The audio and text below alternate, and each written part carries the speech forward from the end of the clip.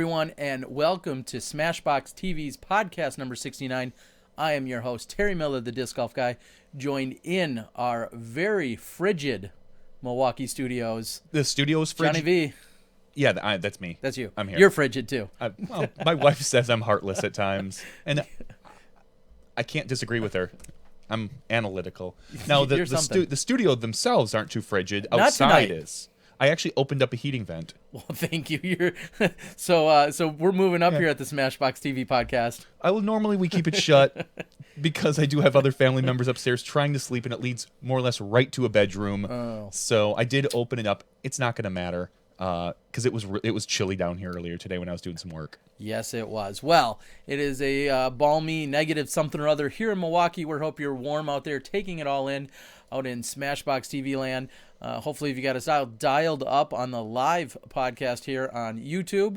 If so, you're going to be eligible for some additional prizes. Of course, tonight's podcast is going to be brought to you in part by Daredevil Discs. We're going to be speaking to Ricky Singleton of Daredevil Discs. So if you're not already familiar with them, you will be in a matter of 20 to 30 minutes. You're going to know everything you need to know about what they have going on. Also, our friends over at Dynamic Discs. Eric McCabe, along with Cool Daddy Slick Breeze, of course, hosts the Disc Golf Answer Man podcast. They just celebrated their 100th podcast, now already on 101. I thought it was Bobby's 100th birthday. Oh, his 100th hair. I don't know about that. He might be getting ahead of himself there. Exactly. For those of you that didn't see, it was Bobby's birthday right after they did the 100th podcast. There was a funny kind of thread going around of everyone showing pictures of Bobby sleeping. He was working. Oh, working, yes. Working on the job during his naps. Doing a very good job of it. Bobby, Cool Daddy, Slick Breeze, Bobby Brown, as well as Murder Mike. For those of you who are familiar, Murder Mike has done a ton of disc golf video work. He's a little on the edgier side, hence the nickname. But two great guys in the media world that were putting out disc golf videos far before I was, and involved in the world of disc golf media. So they celebrated a birthday in the last week. So happy belated birthday again to both of those guys. So Dynamic Disc, I think that's where we're going with Dynamic Disc again, helping support our podcast. And we certainly appreciate everything that they're doing for us. And we're looking forward to a good year working with them. Yes, we are. As I said, we're going to have Ricky Singleton joining us in just a few moments. We also are going to have a 3-time women's world champion, Valarie Jenkins. She's going to be joining us from the PDGA Women's Committee, and specifically with the Women's Global event taking place. That's where we have women from all over the world competing on the same day on Saturday, May 14th this year.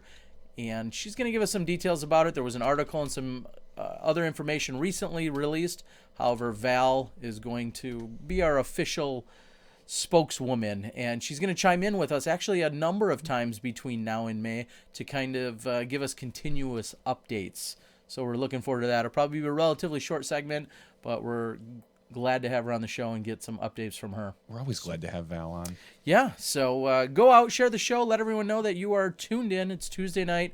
You're about to step inside the Smashbox, and hopefully everything's going well for you. We had a little bit of information and, an update. What? A technology update after a technology meltdown. We'll touch on that briefly. Johnny, tell them what happened last week. So we always have an after show that you guys aren't invited to. Yep. Where after we turn off the cameras and the equipment, I'll sit and put the podcast out real quick. You and I will kind of sum up whatever and talk about the year, however we're doing. And I was on one computer screen and I kind of smelt something. I was like, and I thought something upstairs was cooking, was my initial thought. Which would be odd at 1:30. 1:30 in the morning. Yep. And so I didn't say I panicked, but I looked around, and then I looked down at our mixing board, and that's what was cooking. It was mixing up something of its own, maybe its own wires. It was quite literally smoking. And you said you had seen it out of the corner of your eye, but thought it was a glare of the screen. Mm-hmm. So the first thing I do is kind of panic, and I just start ripping plugs out, not knowing what's causing the smoke. Of course, the power. And I think what it was, as I sat and thought about it, the cords all run underneath by my feet. And I think I might have bumped the power cord and loosened it up. So maybe the connection wasn't good and something shorted due to being a loose power cord. And that's the only thought that I have, unless flat out just our podcast is so hot that we blow through mixing boards. So now we've got a brand new mixing board, bigger, better, badder. It can do. Check this out. Watch this. I'm gonna turn this up, and then I'm gonna turn this up. Oh, we couldn't do that before. We couldn't do that before. Wow, great upgrade. That's and there's other queerly likely queasy. I don't know. There's all sorts of crazy things we can do in there. So, yeah. Okay, well, there we go. We got a new board, and thankfully we were here during the after show. Before there was about to be a new studio needed when things were going to go up in flames. Well, quirky. Thank you. That's the word I couldn't get out. I wanted to say quirkiness about this board, and I couldn't get that out. Yeah, I wasn't sure what word you were going with either, but I knew you were going to get there one way or another. And of course, our Smashies are going to chime in and help you out, as they always do. They do. That's what the web board is for. We're going to lead in. Daredevil. Got mute buttons, too, now. Daredevil did give us some giveaway stuff last week. Actually, they told me to forward information as to who had won. I don't know if anyone reached out to me. I think someone did, but if not, do it again. I'm going to say this every single week. We're just talking tonight again prior to the show. We're going to come up with a more streamlined approach to you telling us that you won and then us making sure that we get it out. Because right now, we just say, contact Terry on Facebook or email or something, and then you get these, like 2 or 3, obviously, in a night, and they go to different places. We've got a Smashbox account, a Disc Golf Guy account, a Terry Miller account, another Terry Miller account. So understandably, there's some confusion. Some people have been really patient. Everyone's been really patient. Some people they've been rewarded for it, and some haven't yet. Yeah. So we're gonna get you stuff. We're not trying to, have anyone miss out on their free goodies. So just make sure that. But we're gonna come with a more streamlined approach to make sure you're getting your goodies. So speaking of goodies. What I really am getting at here, though, is we have some. Daredevil is going to give out 2 discs of your choice. Again, 2 discs of your choice. This is sponsored by Daredevil. And the question is, Johnny, do you remember what the question is? Okay, let's also say the first correct answer. And his legal name. It's a name, so we need the full name. His full name, his first and last name. First and last name. We're gonna go that way. We're gonna go that way. I wanted to make it a little. I know which way you're gonna go. That's not I know. I do know the question, but all right. Are you gonna rattle it off, or I'll let you go ahead and rattle this off. This is the question from Daredevil Discs for 2 discs of choice that will be sent out to you. So go ahead and ask away, Johnny. In the cartoon Teenage Mutant Ninja Turtles, who voiced the character of Shredder? It was a famous person who you would recognize from a different show, but he also voiced Shredder in Teenage Mutant Ninja Turtles. First correct answer wins the 2 Daredevil discs. All right. Casey Kasem, incorrect. No, Vanilla Ice. Casey Kasem did not do it. James Earl Jones is a question. Mark Hammer. Yeah, this is basically There it is. There it is. A local. Val Jenkins almost got it. Wow. But she did not. Local, Ed Schroer, the man in the hat. No, I'm sorry. Go up above him. I'm sorry. I think someone... even more local. Oh, really? I thought. Oh, yeah. No. Oh, I'm sorry. Joe. Yes. Joe Witkowski. Joe Witkowski. Who is local to the Milwaukee area. Has helped out the show. Yep. Joe, you are a winner. Joe W. Scrolled so fast, I highlighted one and it zipped up on me. I thought I saw him. He just edged out Val Jenkins. Yep. So, Joe, you can say you've beat Val at something. There you go. James Avery, otherwise known as Uncle Phil from... The Fresh Prince of Bel-Air. So there you have it. He owned the house that was a 7 or 8. I missed the connection. Don't worry about it. What the house that was 7 in Fresh Prince? Yeah, it was a 7. Is that what he says? I don't know. I rolled up to a house About 7 or 8? No, No? at about. About 7? Yeah, 7? no. Oh, He wasn't rating the I thought house. he was rating think, the house. No, I think at the time he Oh. rolled up. I'd have to play it Yeah. in my head. I can sing it in my head, but I don't know if those are the right lyrics. Yeah, I don't know. Doesn't matter. All right, Joe, reach out. I know we've been in contact before, so congratulations. So, I think Uncle Phil, yeah, now that song's going to be stuck in everyone's head. Hey. As opposed to the Teenage Mutant Ninja Turtle song? Did they had Ninja Power. Yeah. Yeah, that's where someone got Vanilla Ice from. All right. So in just a few seconds, we're going to dial up Ricky here on the Skype machine, and we're going to bring him on, and you guys are going to learn everything about both Team Waka as well as Daredevil Dis. And we've got to say, they've reached out to us. They wanted to support our podcast, and we are more than happy to talk to them and give them a platform here. So, welcoming to the show, he's in charge of Team Waka, also part of Daredevil Disc as a representative, team member, and distributor. Just an all-around awesome guy. Ricky Singleton, how are we doing tonight, Ricky? Pretty good, Terry. How are you? Good, good. Welcome to the show, joining Johnny V and myself. Where are you at? We assume where most of our players are at, but where are you at? Where are you calling in from? I am in South Bend, Indiana, right by Notre Dame. All right. That's Eastern time zone, correct? Yes. Oh, okay. Wow. That's not one of those think crazy so. places that doesn't switch time zones. I think there's some of those in Indiana. No, I think we got you all dialed in. Well, Ricky, first of all, glad to have you on the show. The last 3 or 4 or 5 weeks now, you've supported us here on the podcast. I think you're locked in for another 3 or 4 or 5 weeks. You've given out a couple discs that we just announced a few minutes ago. So thank you for all of the support. We're looking forward. We see that you guys are sponsoring the Pro Tour, and you have an involvement with Yes. that, which obviously we're heavily involved with. But I'm going to leave this pretty wide open. Give us an introduction to Daredevil Dis. You know, some of the obvious questions that people would be asking. You know, who you know, how did the company come about? You know, where are you guys based out of? What's your mission? That kind of stuff. Well, Daredevil is actually a Canadian company. They have been in business for a few years. They've been working a lot with Ultimate Discs. They've had disc golf discs for a while, but over the last couple years, they've really gone into upgrading their molds, upgrading their plastic types, really fine-tuning their discs. I've heard a lot of people say, hey, you know, I threw some Daredevil back in the day, and, you know, it was okay. Now I'm hearing more and more people every day say, this is actually really, really, really good stuff, which is pretty much how I got involved. I got my hands on some Daredevil, and I was kind of blown away. For a company that I didn't know much about whatsoever, I was surprised to see quality product coming out of them. That's kind of where everything started. I was lucky enough to become a distributor and a sponsored player, along with the rest of my team, which is Team Waka. They're great guys. I can't say enough about them. Now, explain that, and we were talking a little bit earlier.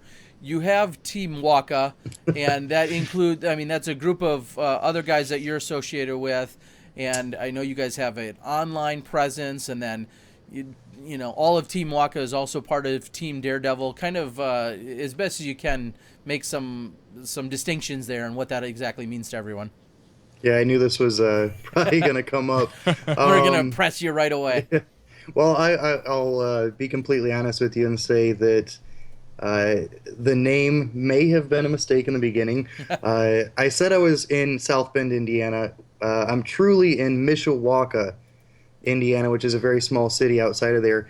And myself and a few of my friends got together and kind of created this thing, this local team called Team Waka. And within a few months, it grew to having guys all around the country. Awesome. So people say, you know, what is Team Waka? And it's, well, it's Fozzie Bear. How about that? Waka Waka. That's kind of what I thought.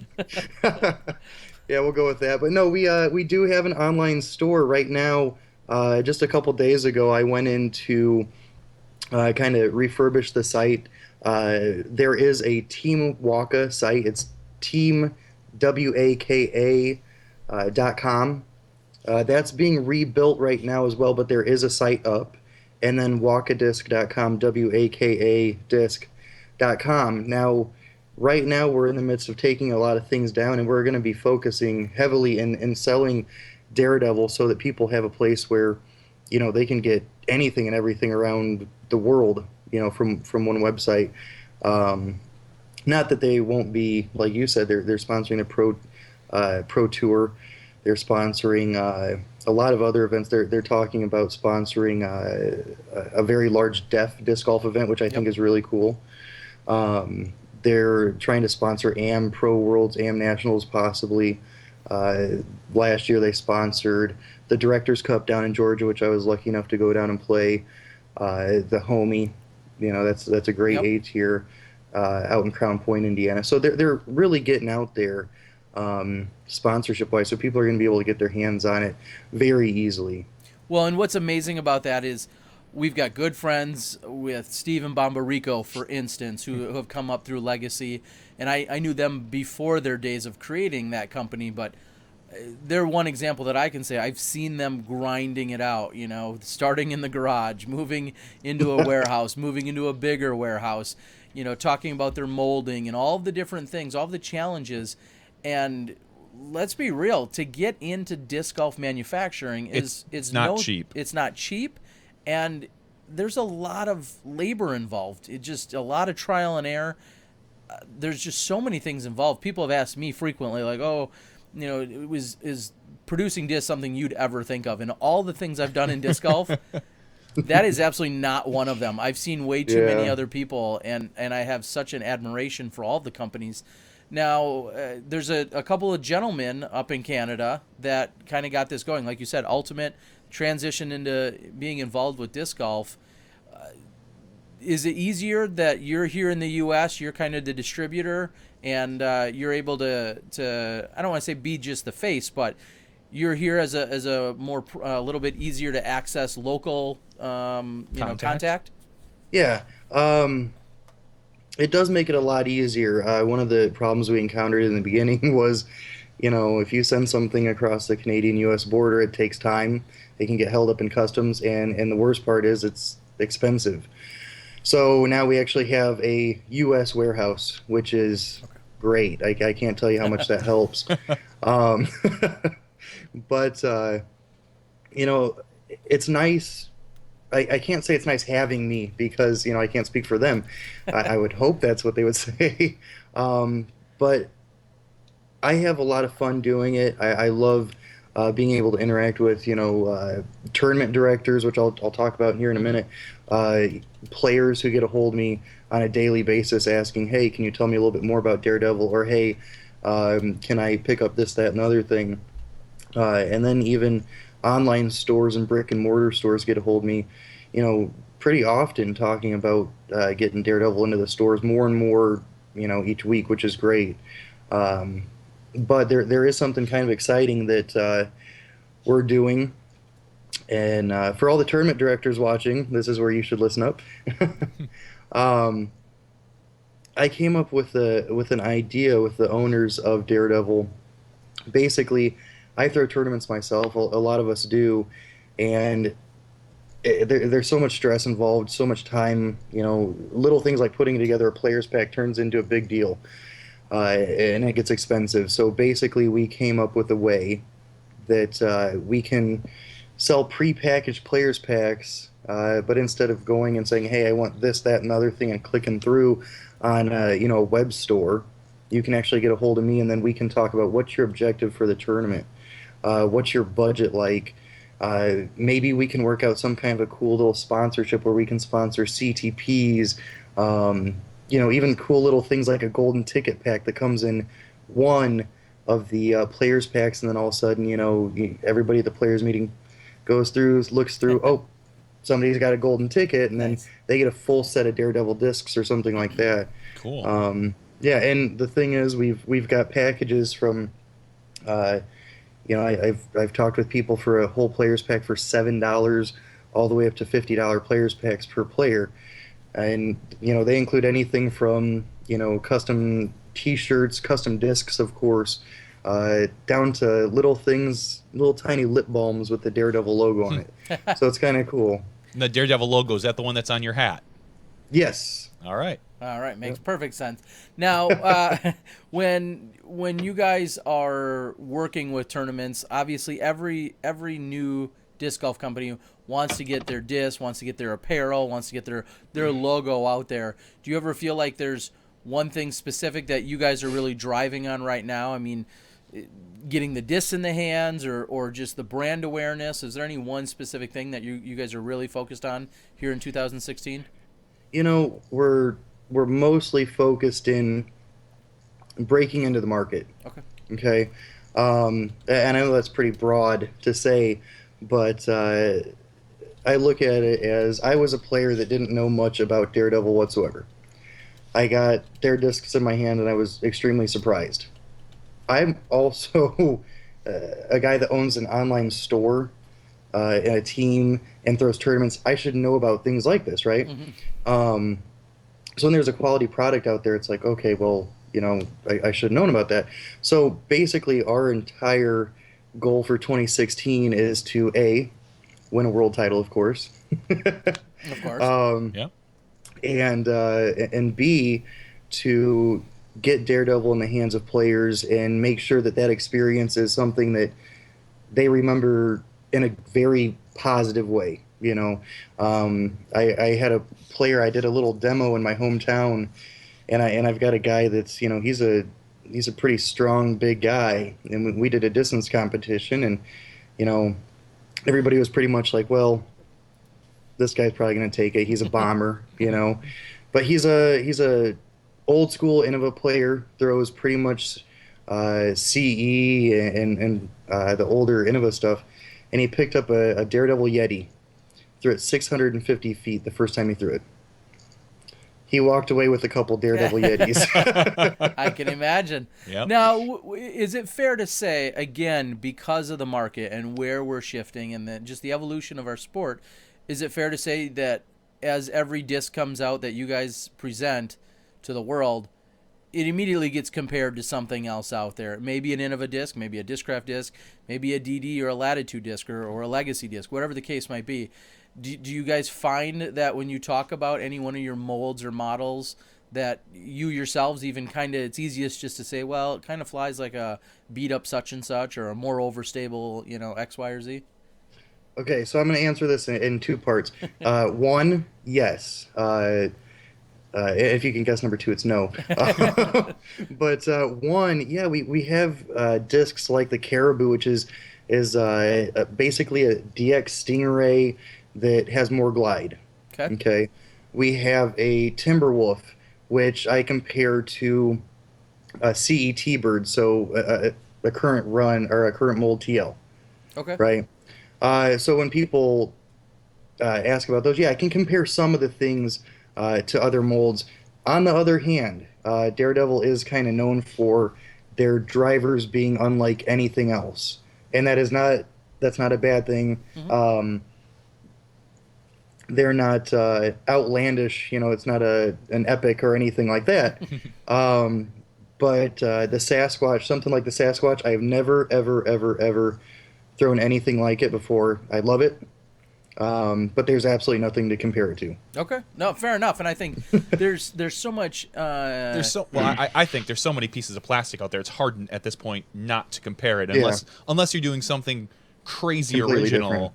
Then you won't have those comparisons. But in this day and age, everybody wants to know what it's like. Yeah.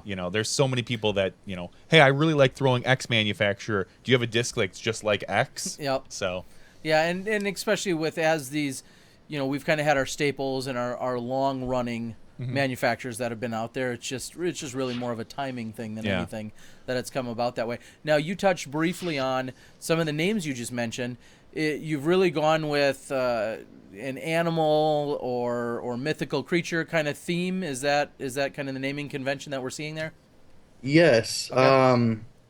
And there's actually something kind of cool going on right now. I know we hit on a little bit.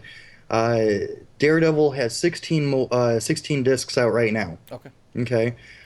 They're coming out with two more discs.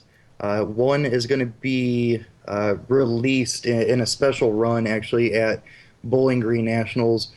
I believe that one is the owl. Okay. Okay, that's a new putter, and that puts a smile on my face because the Team Waka mascot is actually an owl. So they were nice enough to do something like that for us. Sweet. The other one, this is kind of cool. As you mentioned before, a lot of people want to compare things to other current runs of things that are out there right now. The most asked question I've had is, "Where's your destroyer?" Right. Sure. So Daredevil is, I believe, next month releasing a model that is similar to a destroyer. It has a little bit more glide than a destroyer, from what I understand. And the coolest part about this for the listeners right now is if you get on Daredevil's Facebook and send them a like, and then you can either message them or put it on the wall for Daredevil's Facebook, you can actually submit a name. Okay. Nice. And if they choose that, that will go on every disc made indefinitely for that mold. And then they get royalties, of course, like the Paul Macbeth. 100% royalty. Wow. Just kidding. I don't make those decisions. Would they at least maybe get a copy of the plastic? Would you? I think I would we think could probably work that yeah, out. I'd work would something think. like that out. I think that's awesome. That's kind of a crowdsourcing mentality or open source that everybody can chime in, and the best name for that particular disc. I know we've seen some other manufacturers throughout the past kind of have an open-ended contest for even some of the artwork. Yep. So now I know you have a little bit of, or you are in fact, not a little bit of, but you are in fact a graphic designer yourself. Do you have any influence in terms of the design for some of the discs, or do they work with someone that's maybe a little closer to them in Canada? Eh? I'll tell you what I saw, and one of the things that really has impressed people over time is they have their first run pieces of artwork, and I'm not sure if either of you guys have seen them. Extremely intricate pieces of artwork for the stamps. Their current runs, I haven't worked on those at all. I have been talking to a few of the tournament directors, though, saying, hey, if you need help with designing your tournament stamp or your tournament logo, things like that, then yeah, I do that from time to time. Okay, and that's great to know, because I think me being a tournament director and knowing there's so many different events and clubs out there, that when you go to any manufacturer, sometimes you may have nothing more than just an idea. So when they reach out to you, it's great to say, hey, here's the name of our tournament, maybe here's a few details, or here's even a concept, and then someone talented like yourself could possibly turn that into a custom stamp for them. Now, you've already answered one of the questions we saw on the board, is that you guys are going to be involved with the Bowling Green AM event this year, is kind of what you were referencing a few moments ago. Is that correct?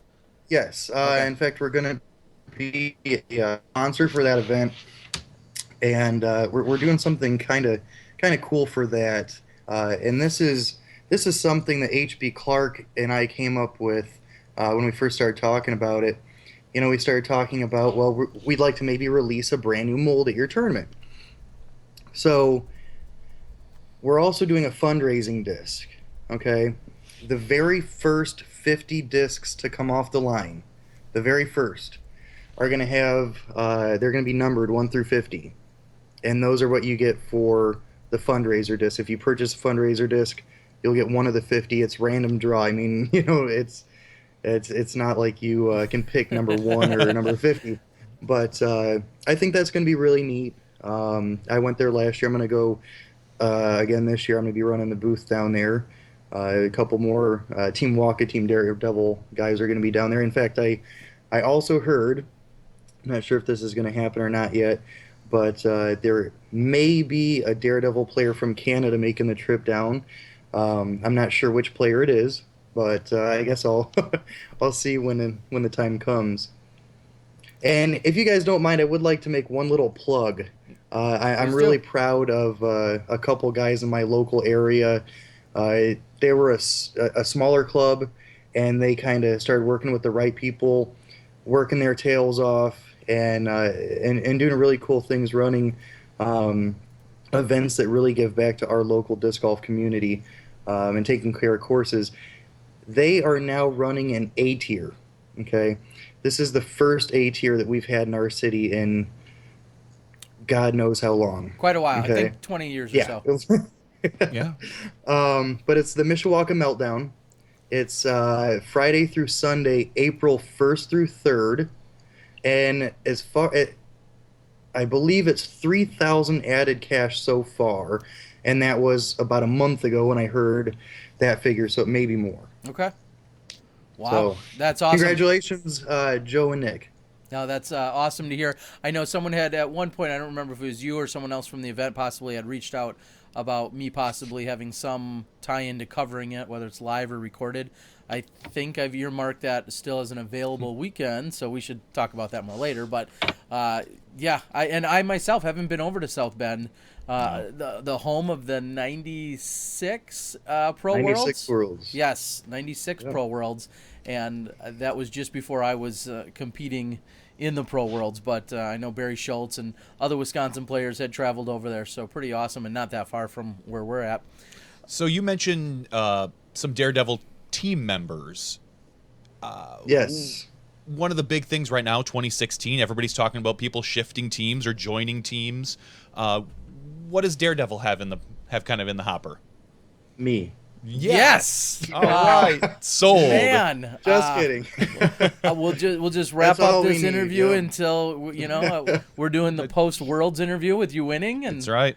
pushing Macbeth Let- over. Left-handed, eyes closed. All right, no offense, but no. What are you really? No, no. So as Johnny's alluding to, it's tough to go out and get team members, and there's a lot of established companies out there. How does a new guy in the market or a relatively new company in the market? How do you guys even go about that? It's difficult. In fact, I was put on kind of trying to find some top name players to come over to a newer name, a relatively newer name in the sport. And at first, a lot of people were like, well, who are these guys? Or, hey, I'm already working with somebody else. Don't talk to me about that. But the first person that I really had actually thought of in my mind, I ended up getting a hold of, and he tried the discs out, and the coolest thing was when I got a call back from him saying, "Hey, I'm very interested in possibly playing for Team Daredevil because I feel like I can utilize these discs." He's well, I guess I should just say there's a couple special announcements. We're going to be bringing on an ambassador to Daredevil in Scott Stokely. Nice. Okay. So Scott's going to be running a lot of Blue Power events this year, which I recommend everybody support. Do whatever you can to help support a good cause, a great cause. Scott's going to be going out to these events, and we're going to be supplying some discs to his events and so on and so forth to kind of aid in that for him. And then, some other really big news and something to make us all really happy over here at Team Daredevil, Team Waka, and this is what I was alluding to. Just today, we would like to welcome Nico LaCastro to Team Daredevil, Team Waka. Wow. That's a Yeah. big grab. Nico is clearly right now one of the top 5 players in the world. Yeah, So- very nice. Now, one of the questions immediately, well, I think of two immediate questions relating to those two specific people. We just saw Scott Stokely a week or so ago talk about not necessarily being sponsored by MVP, but obviously helping support them and have, be throwing their disc and teaming up with them in some capacity. because they are working with the Blue his The autism, the Blue Power Initiative. Exactly. So- And then similarly, Nico, who's thrown a very open bag. His uncle over at Gateway Disc has talked about that for many years, and we've seen Nico with a couple of different I don't want to say traditional sponsors, a couple of industry sponsors, but then last year, kind of a mixed bag, throwing some legacy, throwing a lot of different discs. So I'm gonna have to just assume you guys are kind of along that mentality that Daredevil's welcoming and good with working with a couple of manufacturers being sponsors. Well, yeah, and the thing is with Scott, he's going to be an ambassador for the team. So you'll see him wearing the Daredevil logo, um, you know, throwing some Daredevil in his bag. Basically, we're partnering with Scott to help Blue Power. Okay, Awesome. and anything that he does video wise, like he's the king of videos on his Facebook. Not to take anything away from you, Terry. He's does a little bit crazier videos from time Yes, to time. he does. I'll stand down to that all day, sure. But yeah, anything he does, that's all on his own. That's all his own opinion of the product. Okay. Sure. Now Nico will be actually playing for the team and a sponsored player, but at Daredevil here, the thing is, I throw a mixed bag. Everyone on Team Waka throws a mixed bag. There's not one of us that throws strictly a Daredevil or any other company. I do have one player who is in love with Daredevil, and I think he throws one disc that is not Daredevil, so he is still a mixed bag player. Yep. But yeah, Nico will be able to throw a mixed bag, and we'll see what molds he chooses to have in his bag for 2016. I'm excited to see that. I think a lot of people are going to be talking about that because, as we know, a lot of players, recreationally or tournament players, really get set on their products or their manufacturers and kind of always stay in line with that. And when we see some of our bigger names trying out new discs, now granted, very few people in the world throw like Nico, but at least when Nico's carrying around a handful of those discs, and he can share them and show them, and he can tell people, well, here's what it does for me. People can then make their own assessment from there and possibly add it to their bag or their lineup. I just want to be able to hear Terry say "Ogopogo" on the next broadcast. Ogo. So every time he pulls it, I'd be like "Ogopogo." That would take me a little getting used to him. Yeah. All right, so let's move over. We'll touch on. People are talking about flight ratings and discs and all. A lot of those specifics, which I'm sure information's available on the website. And quite frankly, we don't want to listen to you rattle off 16 different flight numbers. No, but on a serious side of that, you guys have more than a dozen molds, which I said it earlier. When a company comes into disc golf, it's expensive, it's trial and error. There's a lot of things. You guys already have more than a dozen molds in the market. That's pretty aggressive. And what do you say about your lineup right now? I think that we have a very full lineup when it comes to if you wanted to build a full Daredevil bag, you could absolutely do that. They have great putters. Probably the best understable driving putter I've ever thrown. Which absolutely the Beaver. The Beaver, okay. Yep. All the way through the drivers. The only thing that I think that the drivers have really missed out on is the and I hate to even say this, but the Destroyer-esque mold, sure. Which will be coming out soon. So that is just that's my Christmas present, late Christmas present. So I'm really excited to see that. But if I wanted to switch over to a completely Daredevil bag today, the only thing that would stop me from doing that is my Destroyers. Okay. Fair enough, and clearly we all know there's a reason that's one of the top favorite selling. discs. Yeah, top selling discs, one of the favorites, and they've obviously done quite well with that disc out there. I know a lot of people, as recently as just a year or two ago, a lot of people replaced their Destroyers for going with a Legacy Outlaw. Yep. And so everyone's got their own slightly different mix or flavor or it depends on the Destroyer run. It depends on. I mean, there's people. Everything the is plastic run. And everything is else. different. So exactly.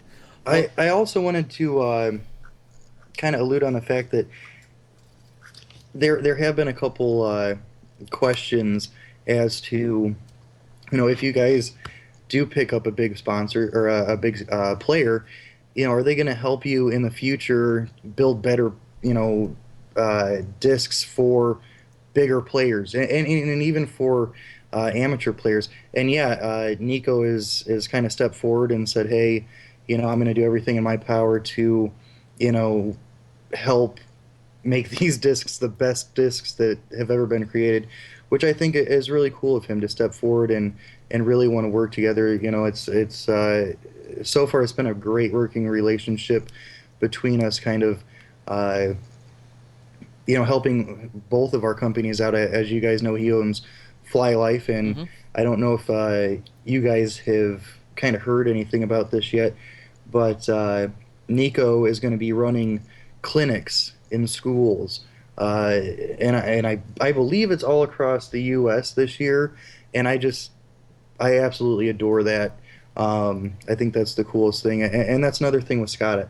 I love that he goes out and runs special education clinics anytime that a disc golfer is getting out there and doing something in the sport to. Well, I mean, we all know disc golf doesn't always have the best public persona, but when you have somebody out there that's actually trying to do good, that's a plus in my book. Yeah, there's so much, as you call them, ambassadors. There's so many things that they can do that are positive, that bring not only shed a bigger light on disc golf, but also in some of these niche areas, whether it's schools or special needs clinics, like you said with Scott. And I think everyone is slowly kind of finding their way, finding their calling, whatever that might be. And we're, whether it's a different group or the Edge program or whatever, you can name all these different initiatives. Obviously, we saw the teaming up with St. Jude last year, and there's just so many different initiatives out there. And I love seeing that disc golf is kind of they're going their separate ways, and yet being bonded by disc golf. So it's very cool to see. I took part in the Soar for Sophia campaign, and helped run that with Jeremy Coling and Scott Stokely, and that was absolutely amazing. And one of the things Nico said to me is, the more that we get out and do things like this, the more the sport's going to grow, which is what every one of us wants. And I think what he's kind of saying there is the next generation of disc golfers, right? The guys that are going to go out and kick my ass when they're 15. They're already doing that. Doesn't already happen. They're already doing that to us, buddy. Yeah, but our kids and our kids' But it'll kids. happen a lot more often. Yeah. No, that's for sure. So it's fair and safe to say that you are officially here on Smashbox. You've broken news that you're teaming up and collaborating with Scott Stokely. Yep. And that you guys are teaming up and collaborating and working with Nico LaCastro. That's some pretty big news here on a Tuesday night in the dead of winter. We're not bad. Those are two names. And I think that speaks volumes about you guys and what you're trying to accomplish. And like you said, there's just so many things that these guys are out doing, and to know that you're out there supporting one another, I think is pretty cool to see. Yeah, I think the biggest thing that it says is that the guys believe in the plastic. Somebody like Nico, and when we sent Nico some discs to check out, we got I'll try him out. Sure. Right. And when I got the call back, like I was saying before, I was so pleasantly surprised that someone agreed with me that these are actually very, very, very high quality discs. That was somebody that was that high up agreed with me. And yeah, they're going to continue to get better, and that's one of the things we're going to be working with Nico is to do so. But if he's going to stand behind where the company is and where the company is going in the coming year, that helps me even a lot as a distributor, because it kind of tells people, hey, these discs are the real thing. Awesome. Go ahead. Do you have any other plugs, or maybe let me back it up a little bit and say, how about any misconceptions, anything you want to clarify? I mean, you guys have been around for a little bit now. We're trying to get the name out there. You guys are obviously integrating yourselves in a lot of way. any misconceptions or any clarifications you want to make that you've maybe heard or seen or read out there. Believe it or not, not everything on the internet is completely factual. No, I don't buy it. Someone said I could just get $4.3 million Oh, if everyone split lottery. Oh, that's And right. I'm waiting for my money. I'm waiting for my money. You should wait for that. But I just a real open-ended question. Is there anything you'd like to clarify, or maybe sometimes you see people say, X, Y, or Z, and it's just so much easier for you to say, well, here's the real story. Anything out there? Yeah, I've heard probably the stupidest comment I've ever heard in my life. And I've heard it many times. And yes, did it come from a Smashie? From who? A Smashie, one of our viewers. Be careful here. I have no idea, but okay. it's come from a lot of people. Okay. So get this, all right? And there's multiple people probably listening right now, and I'm calling you out right now. Uh-oh. I've heard this question a million times. Aren't those discs made for Canada, though? Okay. Wow. That's not what I would have thought of. I get the cold weather, okay, Yeah. but they do have a summer. And Both no, weeks. they're not. Yeah, they don't come with a ribbon tied to the top of them so you can find them in the snow. Yeah. Okay. They're just as good in Florida as they are in Ottawa, Canada. So. All right, but do they make left-handed discs? Because that's what I know some people are holding out. That is actually what Nico's specialty is, I've heard, and that's what he's gonna be working on all Perfect. next week.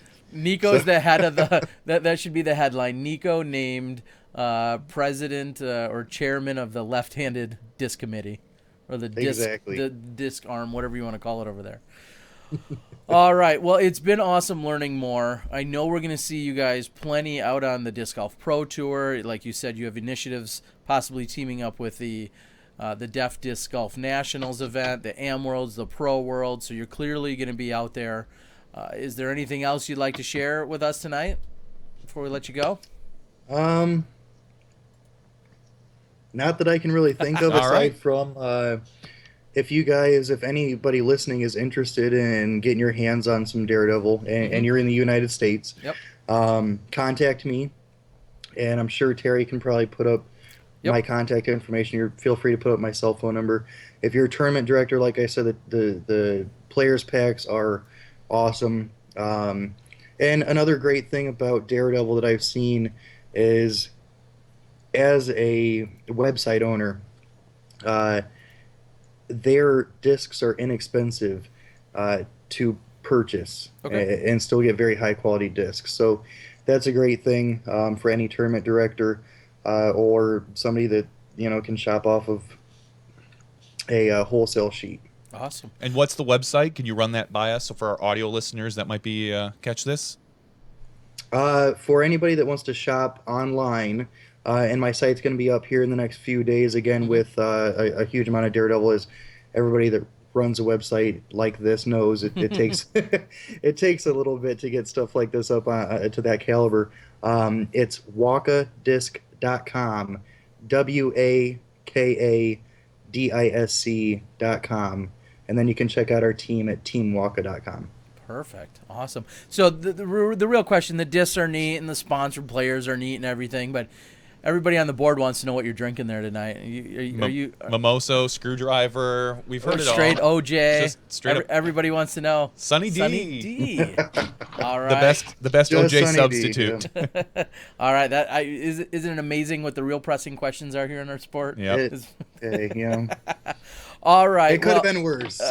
Now, I know I referenced you a couple times leading into this week, referring to you that I was going to be talking to Ricky from Daredevil. Has anybody deemed you yet the other Ricky? Because a lot of times when you hear Ricky in our sport, they're thinking, no offense, but they're thinking Ricky Wysocki. What do you mean? I am the Ricky. Okay. He's the other Ricky. What are you talking about? All right. Well, for the real Ricky Singleton, we do appreciate you being on the show tonight. We appreciate you giving everyone some insight as to Daredevil Disc. They can certainly check out teamwaka.com or wakadisc.com so that they can get more information as to what you're doing here in the U.S. for disc distribution. We thank you for your support in the previous few weeks and in the upcoming weeks, and we hope that you can stay with us here at Smashbox and support us throughout the season. We thank you for everything.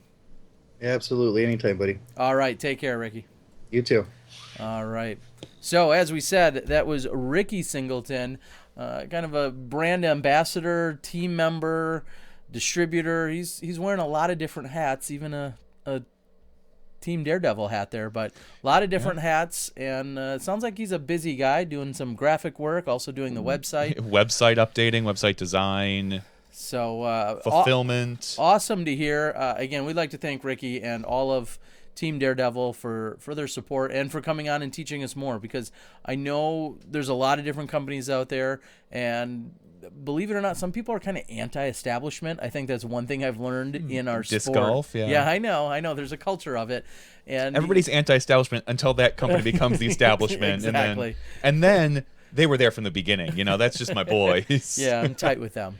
Yeah, those are my boys, my homeboys. So awesome, good story, good to hear, and we thank you for everything. And very quickly, we're going to be turning things around. We're going to move over and have a conversation regarding the women's global event. As I said, we're going to catch up with Valarie Jenkins a number of times between now and May. She wants to keep us updated as to the details, how things are moving, registration, where you can find the information that you need, all of those types of things. So in just a few moments, we're going to be having Val on the show and look for some of that information. So thank you, guys. We saw some good chatter coming in on the board. I know one of the questions asked was regarding apparel and merchandise. In talking to Ricky a few days ago, he was saying that, of course, that's in the works as well. Yep. It's just a matter of putting all the pieces together and getting them out there and available for everyone. So if you're interested, you should certainly reach out and see what they have going on. All right, we've almost got Val on the line. We're just waiting for her to send us some video, and I think we'll be set. Wow, that sounds pretty super duper. As we are waiting on Val, I think actually we've got her. We're gonna bring her in. Hi. Oh, wow, eesh. Val. Kind of let herself go. Yeah, no offense, Val. Marriage hasn't been good to her. For those of you listening, we have... Hey, what are you saying? For those of you We're just saying. You can hear Mr. Nate Doss on the line. Nate, how's it going tonight? It's going pretty darn good. Just was listening to your guys' interview there, and some good stuff. Yeah, Nate, you are. I think it's safe to say you've been a Discraft lifer, and you will probably retire a Discraft lifer, which is awesome. Great company, of course. What do you think of all these companies that are coming into the mix more and more frequently? Well, I mean, right. The whole idea is the more competition, the better it is. And I don't think anybody would ever want just one company to rule the world or to control everything. And I'm excited to see every new company come out and see I really like to see the trials and tribulations of the company. I had a great friend, Stevie and Bomberico, go through, the ups and downs. I get to talk to them about it all the time. And it's just great. It's just great to see that our disc golf, that our sport, disc golf, is gaining enough, momentum, speed and weight that it can just really, have more companies in it. Isn't it crazy to think, and obviously you've been involved for 20 plus years, 25 years, isn't it just crazy to think that here we are talking about multiple companies, a company now from Canada that's a viable manufacturer, along with literally the dozens of others, including our friends overseas, in the Latitude and Trilogy lineup and Westside. Isn't that crazy to think we just see all these different companies? I mean, it is. I mean, that's the perfect word. I can remember back when, I was a little kid and there was only two companies to really choose from. Yep. There was Innova and Discraft. Oh, I was going to say Arobi and Lightning. No. Whammo. Oh, I'm not that old. Come on. But, there was just two companies. And now, as you said, I'm a sponsored player. I've been throwing the same disc for what seems like ever. And they're still in my bag, from, the year 2000. But what's the oldest disc in your bag right now? The oldest disc in my bag is a ZXL from about mid 2000 or so. Okay. Yeah, it's a blue XL. Everybody knows it. They're always like, "What's that darn blue thing you're throwing?" But somehow I get it to hyzer back still. Anyways, it's what I think is the best thing is that the new players coming into the sport have so many opportunities to try different discs. And you hear in a lot of these conversations that it's, they're comparing it to either a Discraft disc or an Innova disc. Well, I think in the next 3 or 4 years, they're going to probably see a little bit less of that. Yeah. It's up to the companies to do their own brand marketing, their own, things that will start to kind of get away from that. But ultimately, it's just really cool to see so many options for the new young players coming into the game. And I tell people all the time, unless you're sponsored, use what works for you. There's no better gift in sport than having endless opportunities to use any products that you want. So, and I'll say from experience lately, it's hard to put together a bag.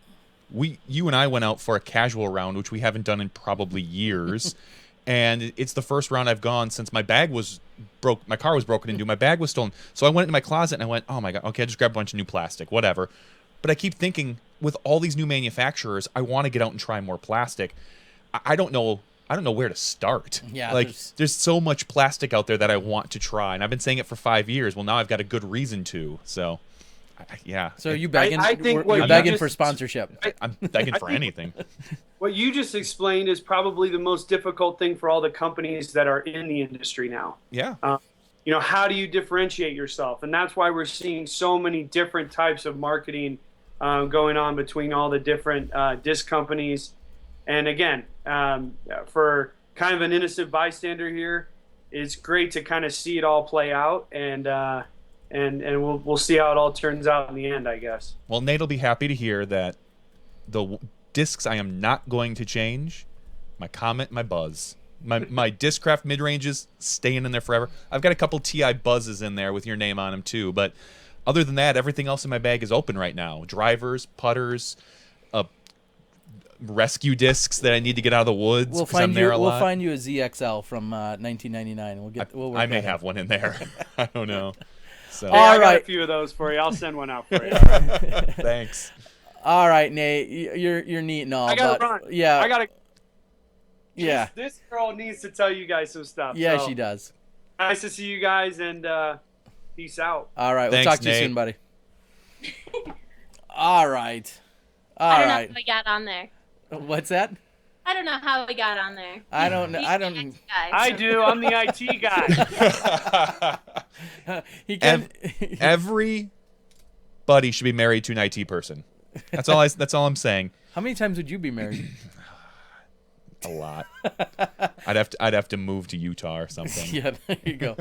All right. Well, of course, we're welcoming Val to the show, and Val, in the last week or so, we saw some sweet action. The women's global event had an article out there, some information. Some people like myself, not so good at reading. So why don't you give us verbally here, audibly, all the updates for what's going on out there? Exactly, and we're getting a lot of emails because of that. But we've been working pretty hard on getting all the information out there. Our main website is through the PDGA.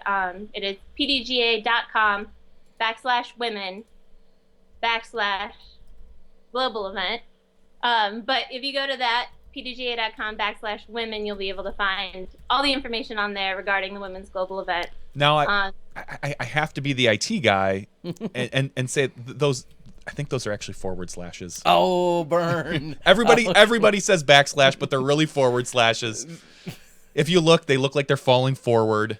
But look, I do everything backwards. I see that, yeah. Which is funny because I wrote that backwards because it's a whole thing. Yeah. But we follow. anyways, that looks awesome down below, and so go there for all your information for your women's global event. If you haven't signed up or haven't played yet. So I guess maybe it's a complicated type of tournament. So I guess I'll go over just the details of what it is for the people that haven't heard about it. It's our third year running it. It's the global event, and essentially is a bunch of women's tournaments being run simultaneously around the world. Everybody plays, and this year it's going to be on May 14th. And then, so everybody plays 2 rounds at their local women's global event. Those scores are sent to the PDGA. where then we do the PDGA ratings. They average out the ratings at the PDGA to come up with your global score, and then that global score compares you to women all around the world in that division. If that's simple. Makes perfect sense to me. Yeah. All right, cool. I've got it. Yeah, so it's a great thing. I mean, it's a worldwide tournament, and we're going to have a ton of women this year, which is going to be just incredible. But it gives everybody an opportunity to play in their own division. I know a lot of women come to tournaments, and maybe they're the only one playing. Maybe they're the only one in their singled out division, their age range or whatever.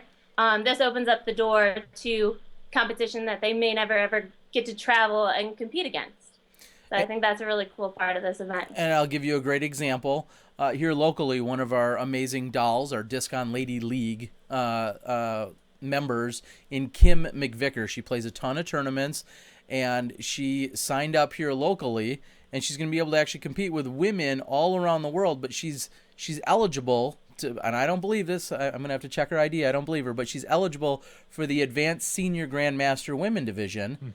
And so there's very few of our competitors locally, or maybe even within a handful of states, where you're going to find that division. Only will you maybe find that at Worlds.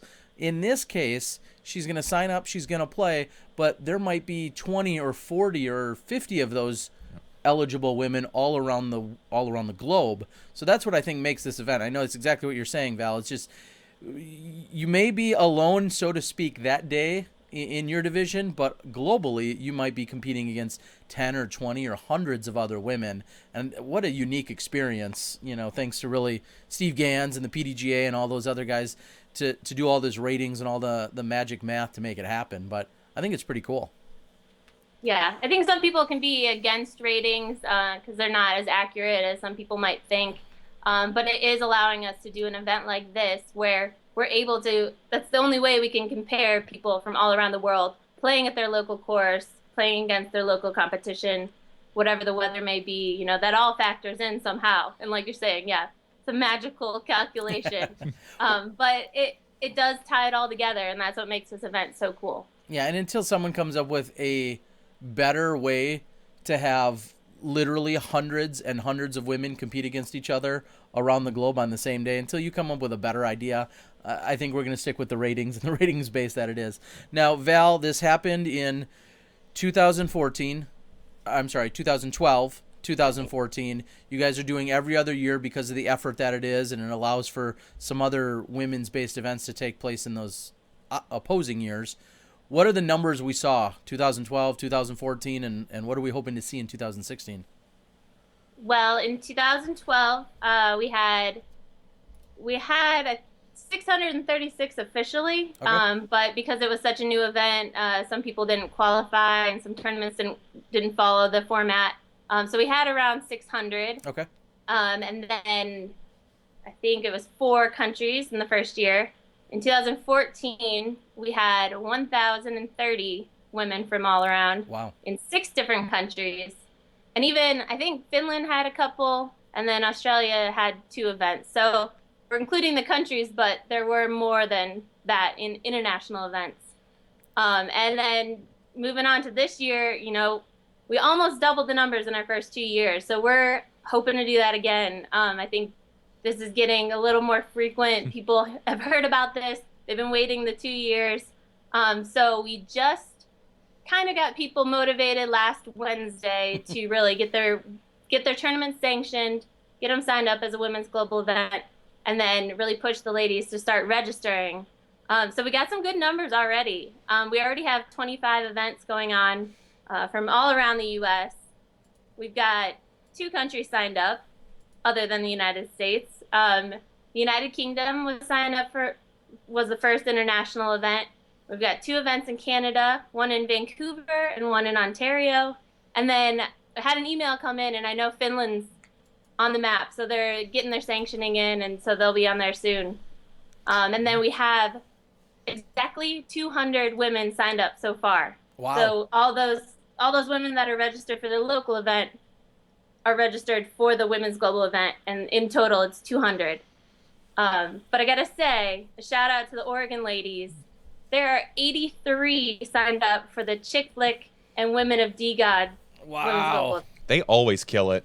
Yeah. No, I know. there's- So they have to open 2 courses to fit all the women onto the, for the women's global event. It's incredible. That's awesome. Well, very cool. I know here locally, I'm working with Jenny Sanfilippo, and the effort that she's been putting on. We're going to be down at Gray Fox, which is a really good course because we can set it up in a number of different configurations. We're going to do our best to set it up in a very appropriate, moderate configuration. It's in southeastern Wisconsin, so we'll see women coming over from Iowa, from possibly even Michigan, Minnesota, Illinois, Wisconsin. So hopefully we're going to get a good draw.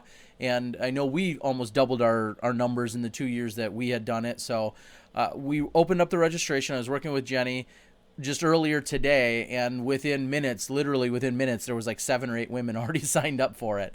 So She was all over it. Yeah, I'm sure. she is. And so huge shout out to Jenny. Did we actually say what weekend it's on yet? Yes, we have a couple times. Okay. Pay attention, boy. I'm busy keeping track of It's other not. things. It's on the website. Yep, it's on the website. I'm going through a list of things that we want to make sure to hit here, and everyone said like May 14th, Saturday, 2016. May 14th. Yes. So, yes. Now, Val, obviously PDGA, we talked about helping orchestrate the whole ordeal. Give a few clarifications. PDGA memberships, if you have to be a member, if you are or aren't, and so on and so forth, and what that means if we don't have enough propagators, and maybe even touch on what that means. Okay, so the word propagator gets thrown around, especially when you're dealing with ratings, and this is how we can standardize everything. So in order for your event to qualify, you have to have the 2 rounds played on the same course layout, but you also need 3 propagators who are players that are rated over 800. Okay. And these propagators can be male or female, depending on who you can get to come out to the tournament. But I gotta say that the men's scores will not be calculated into the global event. You guys won't win anything, but we thank you for your help. Yep. But that's the only way we can make sure that every event is rated accurately as possible. Yeah. So, and then you touched on being a PDGA member, I think, and you don't have to be a PDGA member. You could sign up. We encourage you to sign up. We do have a discount code right now. If you've never been a PDGA member and you're a woman, let me see if I can find it because I don't want to mess it up. Oh, we've got it. I've got it. Yeah. Share it with everybody. 16 PDGA Women New 20. Graphics. I'm working on it. I'm we gotta working on click it. save. It's This locking But up. again, it's This for is- brand new, never been a PDGA member before, don't have a number, you can get the 20% off. But again, you don't have to have it for the women's global event. There's just an offer out there, just helping you ladies out. There you go. It's There not it the is. it's not the prettiest, but I got it. Those are some of the most on-the-fly graphics we've ever had on podcasts, on our podcast. So we're treating the women right here. Love it. I Make know it was one of those. It's a long one, but So that's awesome to hear. Awesome to see that. And now the last few years, we've had amazing support by a number of different manufacturers and companies. How are people getting on board? How can people support it this year? Yeah, it's really been awesome. I think we've got about 10 or 11 sponsors so far. A lot of them are getting on board with the players packs, Okay. which has been a huge draw for getting more women out there, signing up and registering as quickly as possible. And we have the players pack signups opening tonight. We've given everybody about a week to sanction their event, sign up for their tournaments. And so if you're already registered for your local women's global event, then you are qualified to reserve a players pack. So that's opening tonight, and if you go to that website, you'll be able to find more information and then the link to go to the players pack sign up. And then, so the sponsors, I'm going to need a second, but I got to go through them all because it's pretty awesome. Everybody that stepped on board, and like you said, it's been 2 years since we ran it, so everybody's motivated to get involved with this tournament because it's huge. So we have Innova. They're giving away minis in every players pack, and on those minis, there's going to be a $20 coupon code for dgustore.com. Wow. And we worked this out so when you use this code, you can get whatever disc you want, whatever weight, whatever color. And they're also they have some pretty sweet Women's Global Event stamped Mirages up there right now. Okay. So if you want to get one of those, if you have it by that time, we'll see. And then we got Ladies First. So you gave a shout out to Jenny. Mm-hmm. She's putting free shipping codes to ladiesfirstdiscgolf.com. And she's also putting a couple of little Ladies First mini buttons in the players pack. We've got Discraft and Disc Nation giving $5 off coupons in the players pack. We've got Eco Lips, which is a lip balm company. They make a lot of organic lip balm. It's awesome. So that's in there. Paragon, huge supporter, has supported us from the first event we ran. They're printing up Women's Global Event reusable tote bags that everything's going to go in, and Women's Global Event stickers. Tomahawk Shades. They're sponsoring a bunch of disc golfers right now, and they're offering 15% off their website. So that'll be in there. And then today we had 2 sponsors contact us. We've got Throw Pink. They're putting stickers in every player's pack and also doing a couple of pretty awesome giveaways. But more on that will be announced on our Facebook page. They're also doing event sponsorship. And then we have Flying Colors Disc Golf, and they're doing a free shipping code on their site and free stickers. So that's just in the players pack. So if you want one of those, I mean, it just keeps adding up. And we're trying to move to a more virtual tournament so we don't have to deal with the bulk of all these products and shipping them everywhere. So we have a lot of coupon codes, and a lot of them are worth the money. I mean, $5 off, $20 coupon. So yeah, it really adds up. And yeah, so thank you to all those sponsors for stepping up big and helping us out with those. Yeah. Opening tonight at midnight. I want to sign up. I'm out of breath. No, that's awesome. That just proves that you're organized far more than I am for anything I do. But no, that you're organized and that you got a great cause going and that you have just so many people willing to step up. That's part of our amazing disc golf community. Everybody wants to get involved and get behind something that they feel passionately about. Obviously, growing our women's divisions is something that everyone has been excited about. So I think that's great to see. What are some of your personal goals in being involved with this? I mean, we want to see the numbers grow. Do you have any other personal goals when you're heading something like this up? It's just exciting for me to see all the women signing up. We just asked on Disc Golf for Women if the Women's Global Event was their first tournament, and if how many people this has impacted. And it's touched a lot of ladies around the world because it's a great introduction to the sport. And I think, since we ran the event in 2012 and then having that year off before 2014, I think a lot of women were really encouraged and probably bugged by their local women's community to run an event on that off year. Yep. And so that's, I think, really got the ball rolling with all these tournaments that are happening now. I think there were like 50 women's tournaments that happened last year, just strictly women's tournaments. So I gotta hope, and I think that the Women's Global Event had a little something to do with that. And yeah, I am so excited to see May 14th when the Facebook just blows up with all the pictures from all the women's tournaments that are going on. It's amazing. So that's where, it all pays off for me. I love seeing that. And women's tournaments are just awesome. They're so much fun to play, and you've been to a few. You know how it is. Yeah. It's just different. It's awesome. The camaraderie and just the fun that everybody has there. And I think it was Doug Bjerkes who put it best. Last year, him and Ray Woodruff were hosting the Rocky Mountain Women's event, obviously, arguably one of the best and biggest women's event in the country. And when they were doing the awards and they were wrapping up, they said, "All right, everyone, thanks for coming. We won't see you next year, but go support your local women's, global event." And they've even intentionally worked their schedule around the idea that this is going to happen every other year, and their monumental efforts and tasks are therefore going to be on opposing years. And it makes perfect sense. And I thought that was something that resonated with me, is when he's, it's not too often you hear tournament directors say, all right, get out of here. We'll see you, not next year, but in 2 years. Don't come back next year. Yeah, don't come back. Or, he said, go find your local, women's global event and support that. And I think you just hit the nail on the head. That kind of rejuvenates everyone and kind of can shift focuses on who's doing what, every other year, if that's what it is. Or in some cases, I know, some big, amazing women events take place every year. But in this case, it's great to have that tie-in every other year to the global event. So now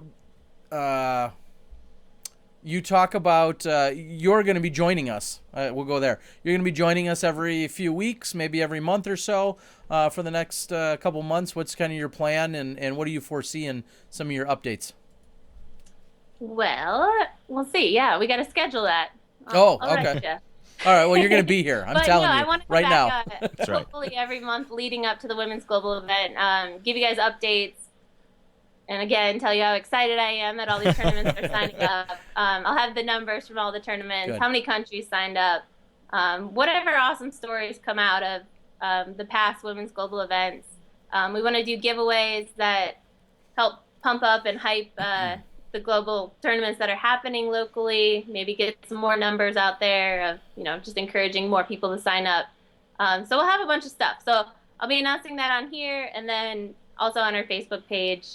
And yeah, it's going to be awesome. I'm really excited, and thank you guys for having me on to, explain all this stuff. And I try and write it in Facebook posts, but only so many characters you can put in there. Yeah, I know. Is it a foregone conclusion that Oregon is going to have the largest local participation, or dare you call out someone else that you think might top what they have going on? Can Michigan hit that? Can Wisconsin? I mean, California and the Daisy Chains out there. I know they've got an amazing group. Texas with the Texas Women's. I mean, you tell us. Who do you think can go for that largest participation award? Heard a hashtag. I don't know. Oregon's in a good situation because they're holding the event on a place that has multiple courses. So I mean, yeah, you got to go to the Meccas. Yeah, Wisconsin, Michigan, Texas. Yeah, and it all depends too, because I know a lot of these states are running multiple women's global events, and that helps women just go to their local course and play. So yeah, you might not have to drive a couple hours. You could just play at your own local course. So that's where it kind of gets it. Oregon's got the upper hand on that, and they're already off to a great start. So yeah, they we'll are. See. Seem like the group to chase down with so many people signed up already. It's pretty amazing to see. Where are you going to be playing? That's the real question. Yeah, so I will be in California again. I'm going to be at Daisy Chains. Okay. So they ran their first tournament, their first ever women's tournament on the Women's Global Event date back in 2012, and they're one that run a women's tournament every year. So and theirs is insane. What? Theirs is insane. I've heard about how insane in terms of just the efforts and the fundraising and the way that they treat you guys and the things that they do. It's like a year-round, coordination to all culminate on that event. So they raise a ton of money, and it does take all year. Literally, after the tournament happens, the next weekend is usually the Pro Masters Cup. Yep. And they're there selling sandwiches, raising money for the following Daisy Chains tournament. I contributed. So, I bought a sandwich. They had GoPros. Just one? To the winner of every division. Last year, they had diamond necklaces. I mean, they raise so much money, they come out with ridiculous prizes. And so they're kind of scared because they put all this pressure on themselves with these incredible things that they're giving away. But yeah, it just makes it even more awesome that, they are so devoted. They've spent so much time and effort raising this money just for the women that play. And it's a kickoff to the Poppy Series, which is, I think they're going to have 10 women's tournaments all around Northern California. So it's an amazing jumpstart to their women's series. So yeah, I'll be there. So yeah, that's in Watsonville, which is in Santa Cruz. Yep, just outside of Santa Cruz. Yeah. Yeah. Wow, some pretty exciting stuff. We're excited. We're glad to partner up with you, as you said, and do whatever we can here on Smashbox to promote women's disc golf. Obviously, we've been out there. We've recorded live rounds. We're going to try and do as much as we can in the upcoming season and get as much exposure and as much coverage as we can out there. So thanks for teaming up with us. Is there anything else we need to worry about? I know you spoke of giveaways. Is that going to be something we're going to see later, or is that something that you can do tonight, or how are we working that? I've got a little something. I don't know something. if this. So we've got 25 tournaments signed up right now, but for the first 50 tournaments that are registered as a Women Global event, Chain Bang and Jewelry, and this is Jen Dombrowski. Mm-hmm. Hey, look at that. Boom. I was going to just show my iPad. Oh, we don't got time please, for that. iPads. Right there. Yeah. Yeah, so she makes awesome handmade necklaces, and then with the awesome basket charm. So those will be given out to every Women's Global event. First 50, sorry. Okay. First 50. The first 50, and thanks to Jen. Jen obviously is part of the league. Is it the over Climax in Club? The Climax Club over in Michigan, Kalamazoo area, Kalamazoo and Climax. So very cool to see her out there supporting, and we see a lot as part of the women's group on Facebook. A lot of commerce and a lot of ideas and things being exchanged back and forth, and women supporting other women and helping one another out and seeing their products and everything else out there. It's awesome to see all the support and cross promotion and support, I should say. All right, Val, is there anything else you need to clarify or leave with us tonight? I got a lot of things. But if you guys follow us, so we have a Facebook page and we're on Twitter. Do you have those graphics? Oh, come on. That So in the solo picture of you, if you look underneath your backwards hashtag, it just say @PDGA Global Event. Yeah, there you go. Yeah. So that's our hashtag, if you can read backwards. It was a whole complicated thing trying to get it set up. And write backwards, for that matter.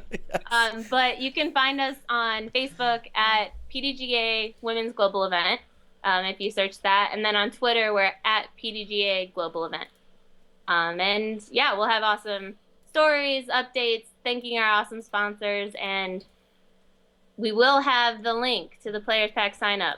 And we're getting there. We're like a half hour away so this is East Coast time, midnight is when this opens. So check out the Facebook page, midnight. Yeah, sign up. 38 minutes from now. The countdown has begun. The countdown. Do you have that graphic? Not yet. I'll work on that. Work on the countdowns. All right, Val. We appreciate all right. the information. We appreciate you sharing it here on Smashbox. Obviously, we're going to continue to push it out there as much as we can.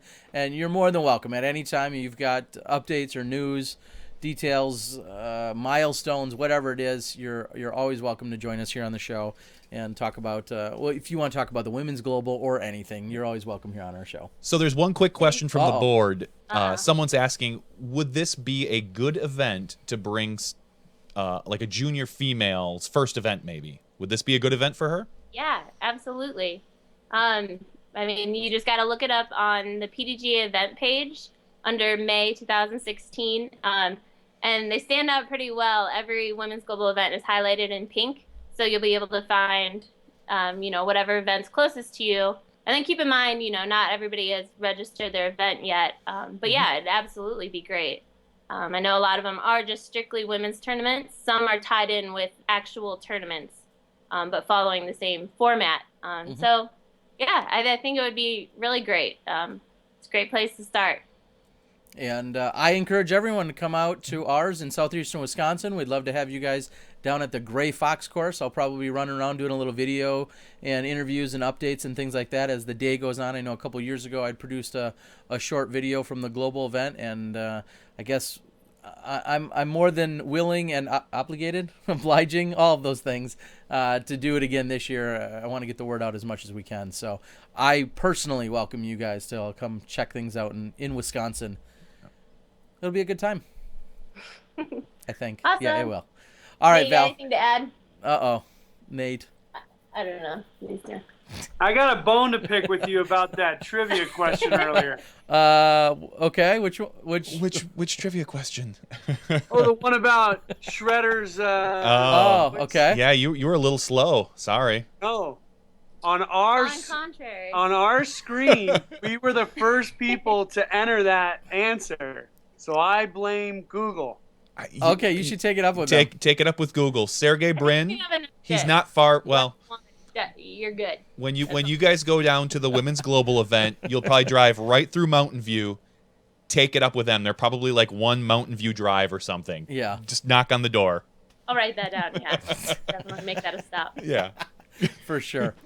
All right, we're going to cut you guys loose. We appreciate, again, all the updates, and we look forward to hearing from you more, and look forward to this 2016 season getting way underway, not just the global event, but everything. Everything. And we'll be seeing you guys soon. Oh, yeah. Thank All you, right, guys. take care. Have a great night. Thanks. See you guys. Holla. Late. All right, as we heard there, Nate Doss and Valarie Jenkins joining us here. Little guest appearance by What a Nate. duo. That is a 1-2 punch of some sort. That's a combo, as they may say. So, very good time. Thank you guys again for joining us. Hopefully that gives plenty of people information regarding the women's global event. There's a ton of stuff on Facebook. That's the best place. And I would say, and I know we're not always the greatest at it, but go out to Facebook and then actually read and comprehend what's written there. Because as Val said, she's probably getting a ton of questions. And I'm willing to bet, and I know Val's character. I know how diligent she is. She probably has answered every single thing you're wondering. So if it's a question, she probably has answered it. She just named about 50 different resources you can go to find information on this. Yes. So it's out there. PDGA.com/women. Start there. Yes. And if that doesn't work, then go to Facebook. And if that doesn't work, go to Twitter. And if that doesn't work, then maybe go to Val. Yeah, don't call us, but go to Val. Don't call us. So yeah, very, very good. People worried about Google monitoring us. Maybe what I did see they here should find better things to do than monitor us. Is Ricky Singleton actually mentioning that Daredevil discs may get in on the WGE action? Of course they will, So because they're that. they're just like that. They're that generous. We've learned that. They awesome. Are. So hopefully hope that you guys do. You know, we can't announce anything officially, but no, I think we just did. I think we just put them on the spot. we just put them on the spot. Daredevil has become the new title sponsor. I was supposed to. It was a kind of subtle thing, but Ricky Singleton has mentioned. So hopefully, once we get more concrete information, Val will share that with us, with what Daredevil hopefully steps up for. This would be fantastic. This is us. Surprised. We put people together. That's what we do. We're smashing boxes together, making things happen. That's what we do. Your idea box, my idea box, smashing them. All right. Smash box. That's what we do. Sure. Anyway, all right, we've got a few other interesting tidbits, things going on in the world of disc golf and beyond. I've made a handful of notes. Share with me your notes, Terry. Oh, wow. I only have one, and we kind of covered it with the Daredevil stuff. It was Scott Stokely's announcement about his non-sponsorship with MVP Discs, and that MVP is going to be running what sounds to be the fulfillment in the back end of his Blue Autism events, his Blue Power events. So that's, to me, that's interesting, and it sounds like he was talking about 400 events. And clearly he's not going to be running 400 events, or they're not going to be running. So it sounds like this could be something that if your event is interested in participating in, contact Scott. Yeah. And he can get you in contact with the right people that will then be able to help with the fulfillment or whatever needs to be done for the Blue Power events. And I know that they're making some kind of financial contribution. Yep. I think they said like $10 a disc. I don't know. I heard. I think it was one, but I heard, honestly, I heard something about $20,000. Maybe with a cap of or something like that. So that's awesome that they've stepped up. MVP has stepped up. We haven't heard. Some have asked, why don't we talk about some companies or we don't do a lot of reviews, but why don't we talk about certain companies or whatever?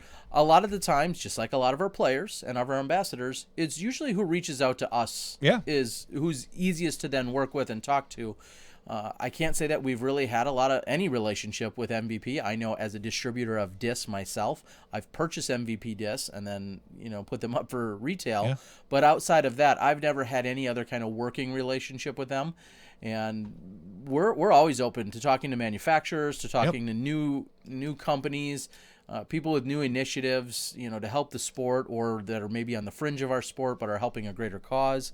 So it's usually just a matter of reaching out to us. That's usually a good place to start. So I know that the Mystery Disc Box Company, the guys that send out some kind of package along with some stuff in it every once in a while, they've reached out to me personally and asked about if I wanted to get involved with what they're doing. I said I'd be more than happy to review kind of what they have going on and talk about it on a semi-regular basis. So reaching out is a great place to start. That's the way we do it. That's how we roll.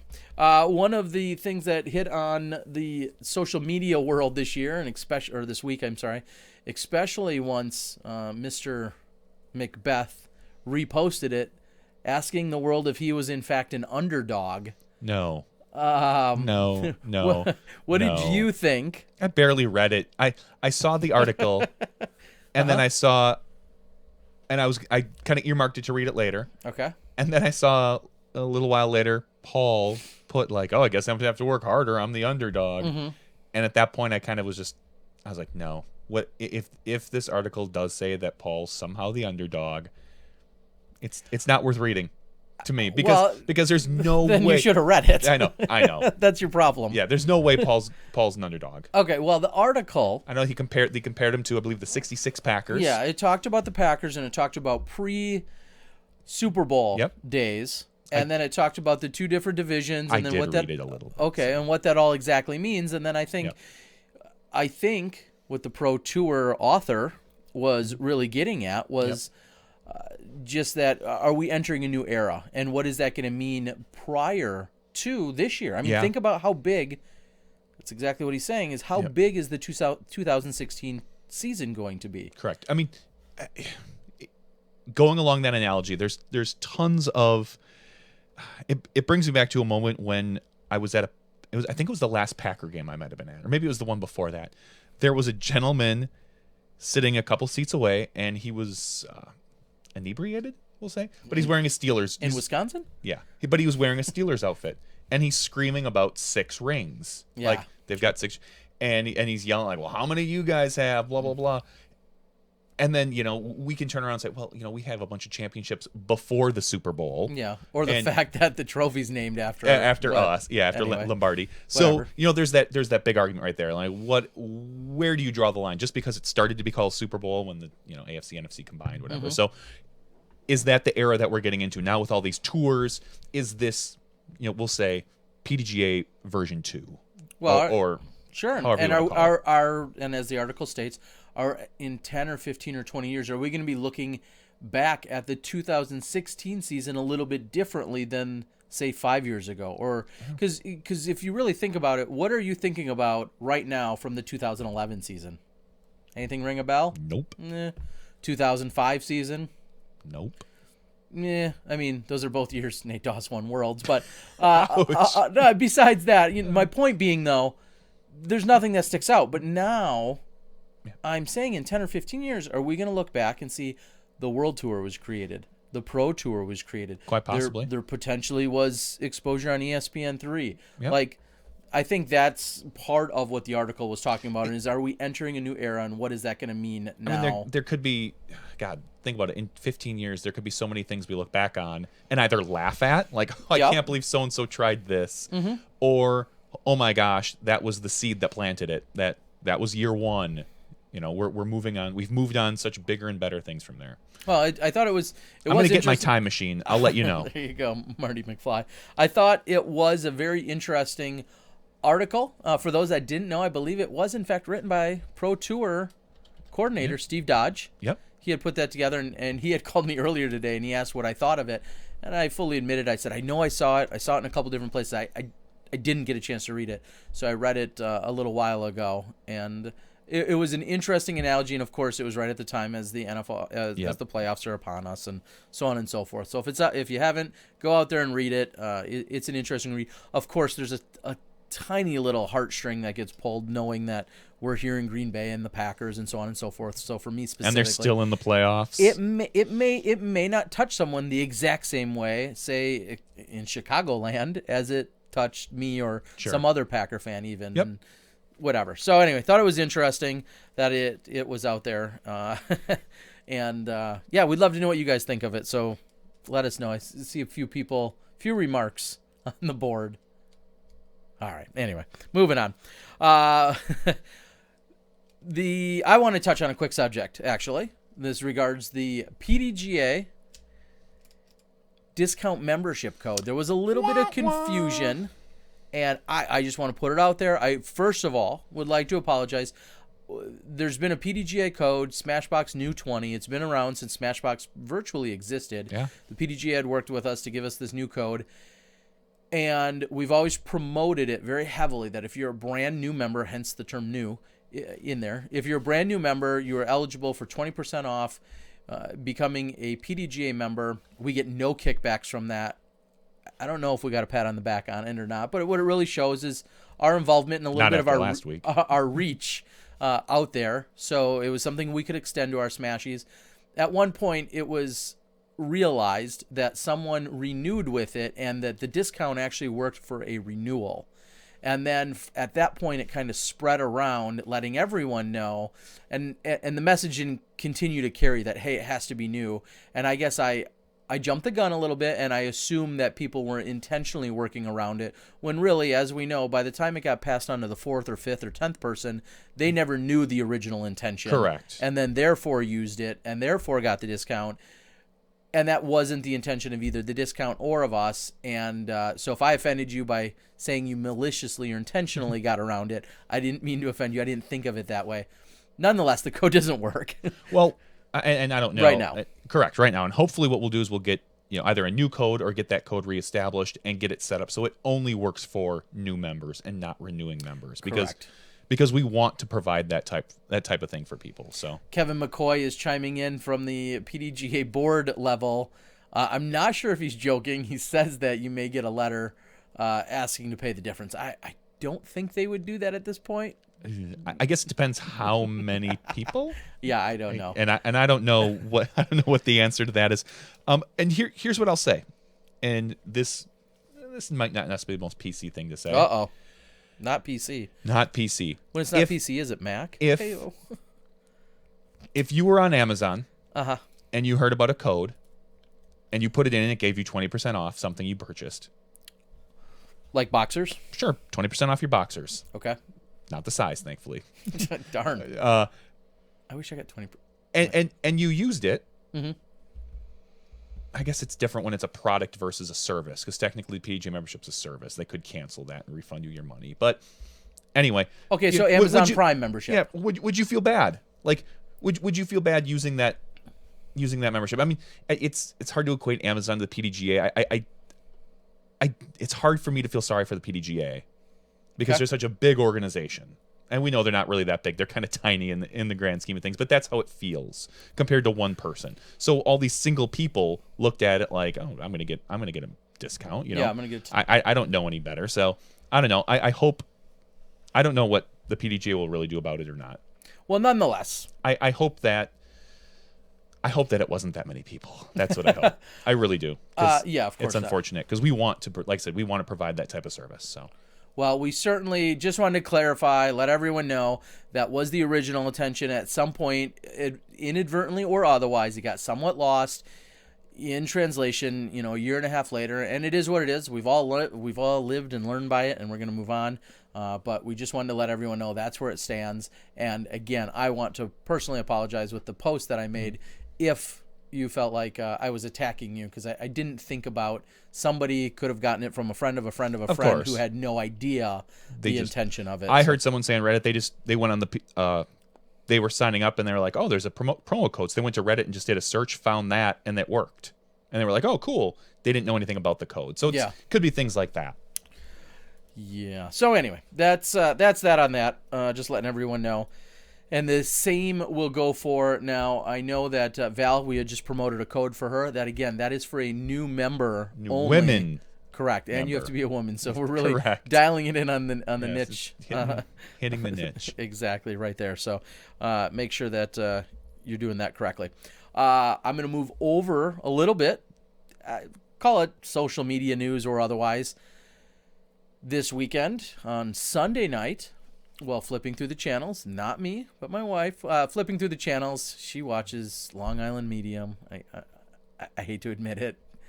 And I usually just sit and yell at the TV the whole time it's on. If I'm around, I yell at the TV about how fake I think she is. Sorry, Teresa Caputo. I think you're a total fake. And I know there's been articles about it. Anyway, got that off my chest. Wow, that was like a foreign language to me. Exactly. So before Long Island Medium was a show that's called Married by Mom and Dad. And the premise of the show is these parents pick out possible suitors that are going to marry their children, hence Married by Mom and Dad. And the second we got to the channel, it was on pause. The second we hit it, there were people throwing discs around in the park. Okay. It's like, that's pretty cool. This is on the Learning Channel. And a guy, forget his name already, but he was throwing, and then some other girl was throwing, and they were on a date of sorts. And I rewound to the beginning, and sure enough, they were at Sanchez Park, possibly somewhere outside Colorado? of Denver. In Denver, yeah, in the Denver area. And they were out playing and throwing, and as I said in my Instagram, the mother was mildly, dare I say, mildly offensive about disc golf. She just kind of ripped on it. She's like, it can't be that tough.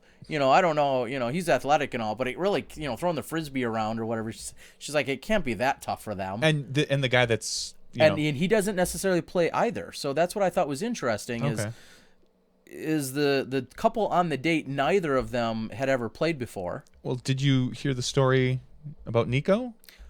No, and I'll get to that part of that in a second. But yes, I guess I should say. So then yes, the answer is yes. Yes, the answer is yes. So anyway, I went back, I watched it. That was it. I mean, it was positive exposure, dare I say, for disc golf. There's nothing negative that came from it.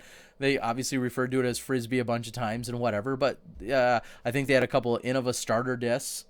It looked like, maybe a Leopard or a Valk, and a couple discs, and this couple went out and played and threw. I'm surprised there wasn't more talk about it on the Facebooks. Sure. And I don't know if there's anything on Reddit or Disc Golf Course Review. I don't think but, I saw I any. made an Instagram post. I recorded a few seconds of it on TV and then made my post. What I think the funny follow-up to this all is, I made a post about it on Instagram and then onto Facebook, and one of the other contestants on the show, named Emily Rhodes, I think she goes by Emmy, she actually liked my Instagram post. Really? Yeah. How crazy is that? She's an actress. I then completely cyber-stalked her just to see what her tie was. As one would do. Yeah, I saw that, like, wow. And she was on the same exact episode, so she wasn't the one playing disc golf.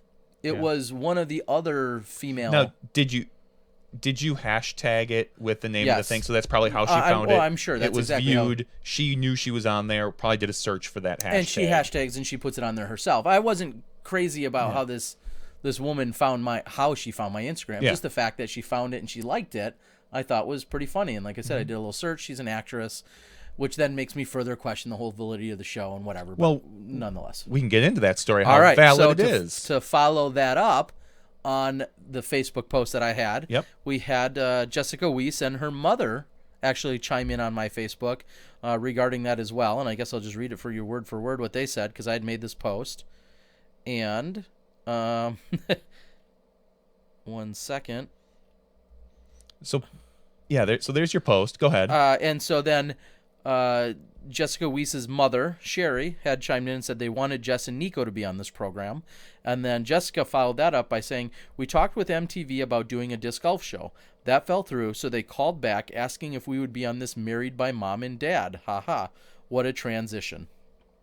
So, anyway, kind of funny to go on to further prove that there's clearly some form of setup there. That it's slightly scripted. Slightly scripted, unscripted television. Yes. So, anyway, thought that was all kind of crazy and funny. Sorry if if some of you guys are lost as to what we're talking about. But I think disc golf being on TLC, they're out doing it during a date, and we've seen it on Eliminate. Yeah, there's Yes, a I blast remember from the that past. We've seen it involved with other television shows, but they were out throwing in a park. At one point, she does a 360. Oh, really? Yeah, he says something or other, and she's like, well, I'm going to try different styles, and she says something about he calls it a spin or something. I'm like, that's a 360. And then he clarifies and says, oh, it's like you did 360 or something like that. So Wow. it was a funny little clip out there on TLC. So Sunday night, Married by Mom and Dad featured a few minutes of Some disc golf. Thought it was cool. It is. It was not negative. So sometimes that's a positive in itself. Yep. All right. Speaking of positives, I don't know if you want to cue it up. I was about to say about it just shows that I think all of disc golf is scripted. Every tournament we go to, it's all predetermined by the PDGA. Yes. If you want to know some of the winners for this year, ask Kevin on the board right now. Kevin McCoy will tell you exactly who's going to win what tournament. There was another article that was recently written. I just crossed my path today. It talked about. I apologize. I don't even know who the guy is, or the article, but it basically was calling out who he thinks is going to win individual tournaments and such. And there was some criticism of it. I barely had 2 seconds to read through it. I didn't really follow it. Anyway, it was out there though. And I know Ricky Wysocki, and we'll probably have him on the show sometime soon, but he was featured in a South Carolina magazine. Yep. And I didn't get a chance to read the article. I know it was put out there regarding disc golf and whatnot, but talking about him being a resident and so on and so forth. Well, and as we talked about last week, he's been all over social media lately. He's killing it. Hashtagging. Yeah, do you see that pretty shirt he was wearing? That it was so money. And he money. I think he traded in some of that money shirt for his money Scion today. Yep. Bought himself a new touring vehicle. He said he wanted to know what kind of stickers and what kind of things he needed to put on it yet. And the only thing I didn't chime in with was a Will Schustrick sticker, because Will's synonymous with having a Scion. His Scion, so yeah. I feel like he should have a Will Schustrick sticker. And a Smashbox sticker. They used to be teammates. It makes sense. Would you put a Smashbox sticker on that vehicle that looks like a box that's gonna get smashed at some point, and especially with his history? Yeah. Yeesh. Yeah, maybe not such a good idea. All right. Well, the Pro Tour has clearly been ramping up. We know we're going to see Nate. We're going to see Val at the Pro Tour stops. There's a bunch of people that took advantage of getting registered for it, to claiming their spots. We've seen a series of videos that have come out as little teaser spots, some highlights from the previous year or so. Bunch of 30-second clips. All put together by the amazing Hellfish Studios and Joe Height, who's going to be working tirelessly with us throughout the entire Pro Tour, as well as helping with the Smashbox wrap-up show, the Disc Golf Guy video blogs this year, live Smashbox. He's going to be all over working his tail off, and we're really excited about it. So I think right here and now we get to debut the final commercial spot here for the 2016 Pro Tour. This is put together by Joe, and this is the first time it's ever airing for anyone. So sit back. It's about 90 seconds. Yep. I was just saying, I'm going to preface it with this. For the audio listeners listening on the podcast, you can go out. You can probably find it on YouTube by now. Or the Pro Tour. Or you can find it on our podcast here at, what are we, an hour and 48 minutes in. So other than that, just skip ahead 90 seconds, and we'll be talking about it. But for now, here's the new commercial.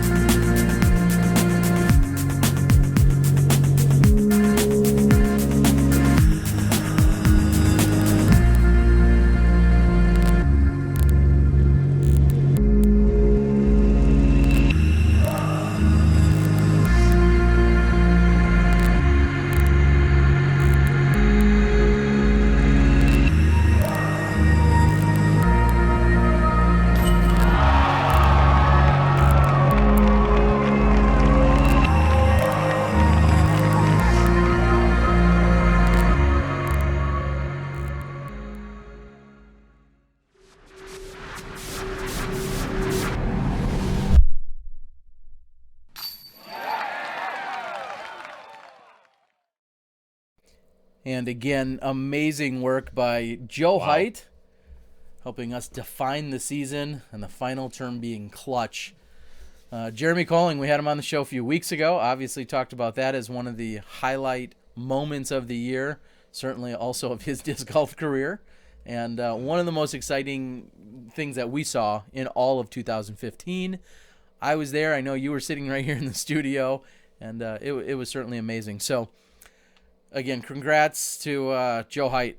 Amazing. If you're not pumped after watching that, I've probably seen that and one or two variations, probably 4 or 5 times now in the last 24 hours. I got to watch it for the first time right before the show when you sent it to me. I still get jacked about it. It's awesome. I'm ready to go out and watch some disc golf. You're ready to go out and talk about disc golf. Yes. And no, not my decision to be anywhere in those commercials, Joe. You caught my bad side or something. I don't know. But thank you again. It was pretty sweet to see. So it will be out there. It'll be all over social media for everyone to check out. Those commercials have come along throughout the last month or two, and it'll be full-blown release here actually any minute. So you'll be able to watch it again via Facebook and via YouTube. So pretty cool stuff. Are they releasing at midnight Eastern time too? Ooh, I don't know. It's Which website will I go to? Special releases. Amazing stuff. I want to send a shout out. This weekend, I'm going to be traveling over to the Maricopa Meadows Open, I believe is the official term, sponsored by Latitude 64. I see we got Chris Cobb on the board. I have been in touch with Dave Felberg and a number of other people from that area. I'm super excited to get into town. I'm flying into Phoenix on Friday morning. I'll be able to check out the course. I've seen a few pictures online, tons of water. It looks gorgeous. It looks like there's a number of water holes. Maybe I should word it that way. A number of water holes, and it looks gorgeous. So I'm really excited. I'm excited about 60-some degree weather. I was going to say, are you more excited about just getting out of Wisconsin at this point? I mean, it's been cold. It's been below zero here for a few days, but I think just going there, seeing this course, seeing some of the players. Javier Kowalski, I plan on staying with him. Jav is originally from Michigan. I don't know if that's where I knew him from many years growing up. One of the smoothest forms in the game, and he's reached out, and I know I'm going to be hanging out with him. And just looking forward to. Yeah, is he ready for you? He says you? there's a spare bedroom for me, so hopefully my snoring aside. Okay. And he said he may have a vehicle to loan me, so really trusting the old disc golf guy. I don't know if that's such a good idea. Insure that baby up. So it should be great. I'm excited to get out there, like I said, and cover the event. We're working on the details. Some of you saw on social media. I've had some challenges with a computer literally falling apart. Yeah, and so you showed it to me last week, and it was the hinge on my Dell laptop is broke, and this affecting the screen. Now I can't see anything on the screen. Well, yeah, lots of issues. So we're trying to get that fixed and taken care of. So whether you'll see the rounds immediately posted comes Saturday, Sunday, or Sunday, Monday, that's to be determined. But obviously we're going to get up the action as quickly as we possibly can. So really, really looking forward to it. Some names out on the board talking about I'll be seeing Felberg this weekend. Yes, for sure. Obviously, possibly been rooming out there with him. And some people haven't heard Hav's name in a while. Hav is, like I said, a super good guy. Yep. Oh, I even got an offer just now if I want to come help install a course. No. I'm just kidding. I've installed my fair share. I've helped design and been a part of. I've been at a number of installation days. I've got computer-like hands though, a little more than shovel ready hands. But yeah. So, I think we can wrap things up. I think it's been a pretty solid night here. Yeah, I think we did well tonight. Yeah, something like that. All right, well, let's we can call it a night. Stick around. We're gonna have let's do some picks. I've got some picks. You got a pick? I can come up with one. You had one. I do. I know. Do you remember it? I do. Okay, well I've got one. So I'll go first. Fine. So, like we discussed earlier in the show, with our mixing board blowing up and almost burning down the studio, I went to where I purchase almost all of my audio video equipment from, to say, hey, can I get a refund on this? It's, just like a year old. And these things have like 3-year warranties. Well, I found out that they only have 3-year warranties if you register them, which I never did, of course, or if you buy them through a specific vendor.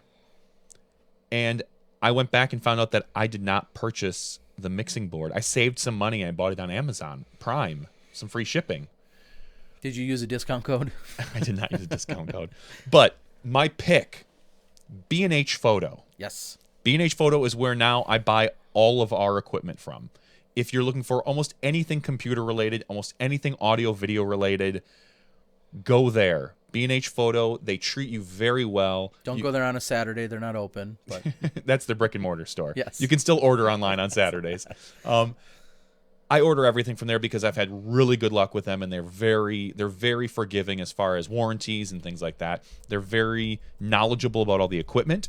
So if you ever have questions, all of our streaming equipment has been purchased from there. Most of our cameras have now been purchased from there. My mixing boards will be purchased from there in the future because and the mixing board that blew up was only like, $70, but that's still $70 that up in smoke, so to speak. So if you want to purchase anything, we don't have I think we could get a code or something so people could get kickbacks, but frankly, I don't really care. Just go to B&H Photo if you're going to buy any of your audio. Photo and video. Yep. All of your video equipment. And naturally I believe, I'm just going to assume here that they had their start way back in their day, more so with photo than anything. Yeah. And obviously they're a resource.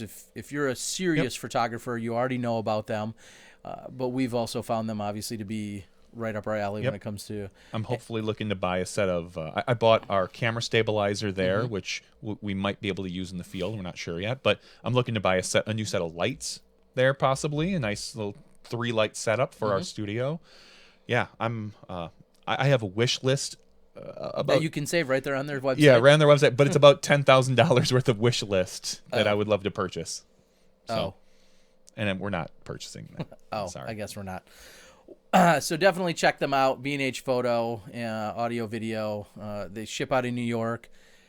And one thing that people have said to me time and time again, and I found it to be true as I've spoken with them a number of times with issues, is when you talk to people there, they're knowledgeable. It's not like going into a Best Buy where you might get someone who knows everything or you might get someone who knows nothing. Yeah. When you talk to someone over there at B&H, it seems like you're always getting somebody that's knowledgeable. So that's one thing that I think has been a huge advantage.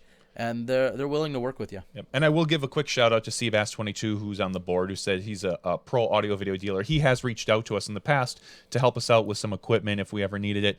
We were looking for some possible wireless mics at the time, and we ended up not going with a wireless solution because just because wired is always better for us. It's not as easy. A little more consistent. It's more consistent for the sound and things. So, but yeah, Seabass has reached out to us. So if you want to throw a disc golf for a bone, look at Seabass22. I don't know I could dig up his real name, but I'm sure you can find him if you're on here. So. And then no, they can't use the Smashbox 20 new discount. Maybe code. they will. Maybe he'll take it. That'll be his there you competitive go. edge. So he can take the Smashbox new 20 discount code. So what's your idea. pick this week, Terry? My pick of the week is on Netflix, and it's actually a little bit old. I think 2 or 3 years old now. Okay. I'm always behind the Cosby times. Show? And I'm putting pop. No, I'm always a little bit behind the times with some stuff. And I'm okay with that. That's fine. I have come across, I think I told everyone a few weeks ago that I watched the Summit video. And then I like kind of mini type documentaries or regular documentaries, but shorter stories that kind of get into different subjects. And one program that crossed me was Inside Man. Good, you're stumped. It sounds like it might be some sort of, I'm going to guess, I'm going to take a wild guess here. The tobacco industry. Close, but not quite. So, yes and no. He being Morgan Spurlock, Yeah. goes and each episode has picked apart a particular subject. Oh, okay. Or subject matter. So the last one I watched was regarding elderly. I've watched one recently was about Picking apart old people. guns or gun control or Sure. that general topic. I think the very first one in the series is a conversation about medical marijuana and the I'll say the more professional side of it, talking about a specific place in California, so on and so forth. Okay. So all of these different subject matters, and obviously they're hot buttons, they're controversial subjects, whatever. he picks them apart, and he doesn't get too far into any one particular stance. I feel like he gives a relatively neutral. I mean, he obviously has a little bit of his own bias, but he gives a relatively neutral presentation of them. Okay.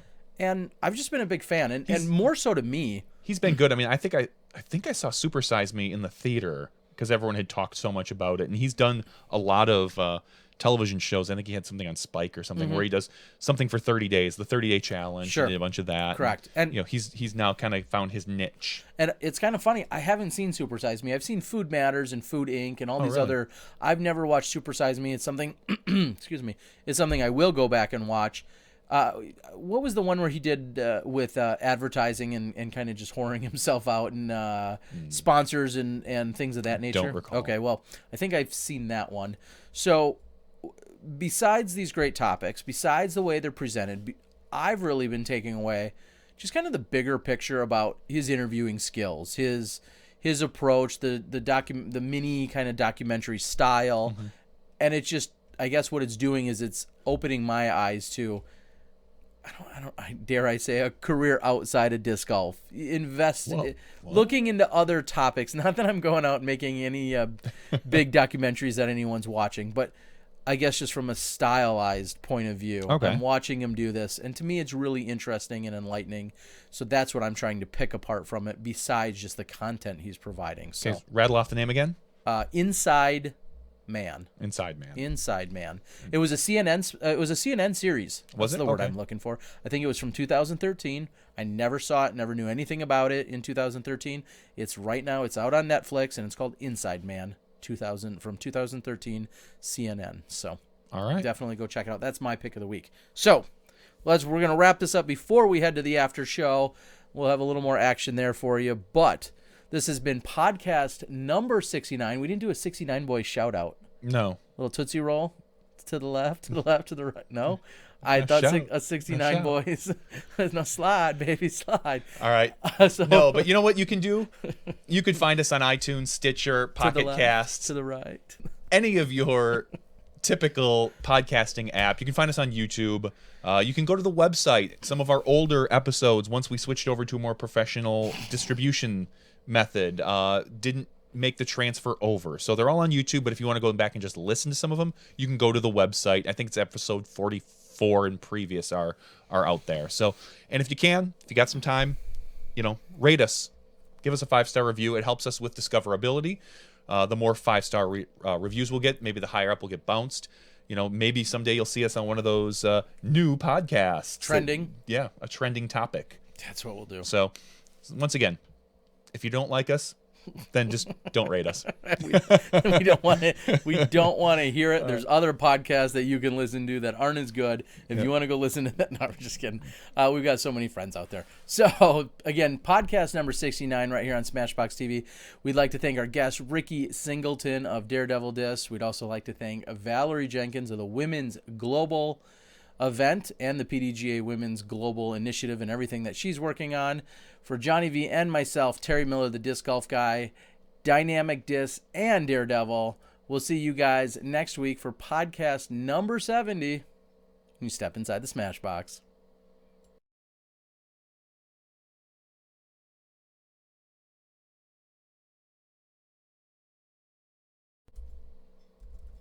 Bum, bum, bum, bum. Are we back?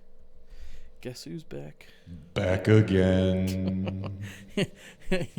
There should be a whole episode of you just playing with all your stupid dials. Yeah, I have like 27 more dials or something I can play with now on this mixer that I don't even know what. I have the instruction manual right here because I couldn't figure out one or two little things. Really? Yeah, that were super. You had to get out the manual? What was so tough? Yeah, there was just one or two. I mean, there's buttons. There's like 10 more buttons in the I last know, machine. but there's these little buttons called solo and clip, and actually that's a clip light, but it's a solo button and different modes.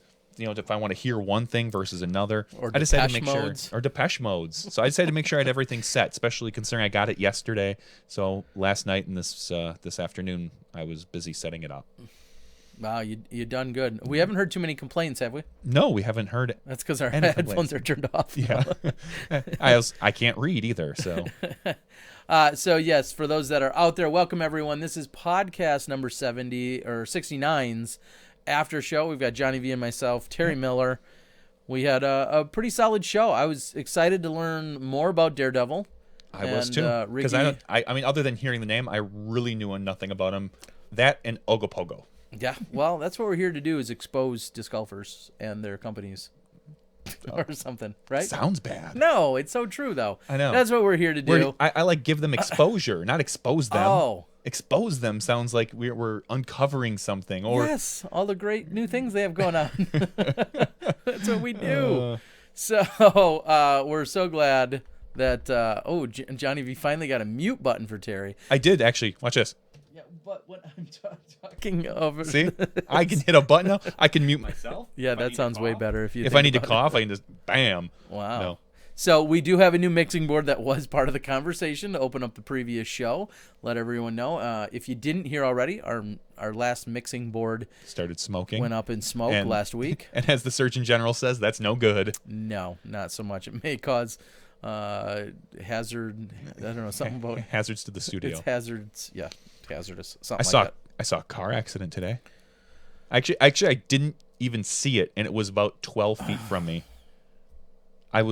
Were you watching a podcast at the time? What were you doing? No, I was listening to music, but Oh. 2 lanes. I'm in the left lane waiting to turn left. There's 2 lanes on the other side coming towards me, and there's a car in its left lane trying to make a left turn. So we're basically trying to, curve, in front of each other.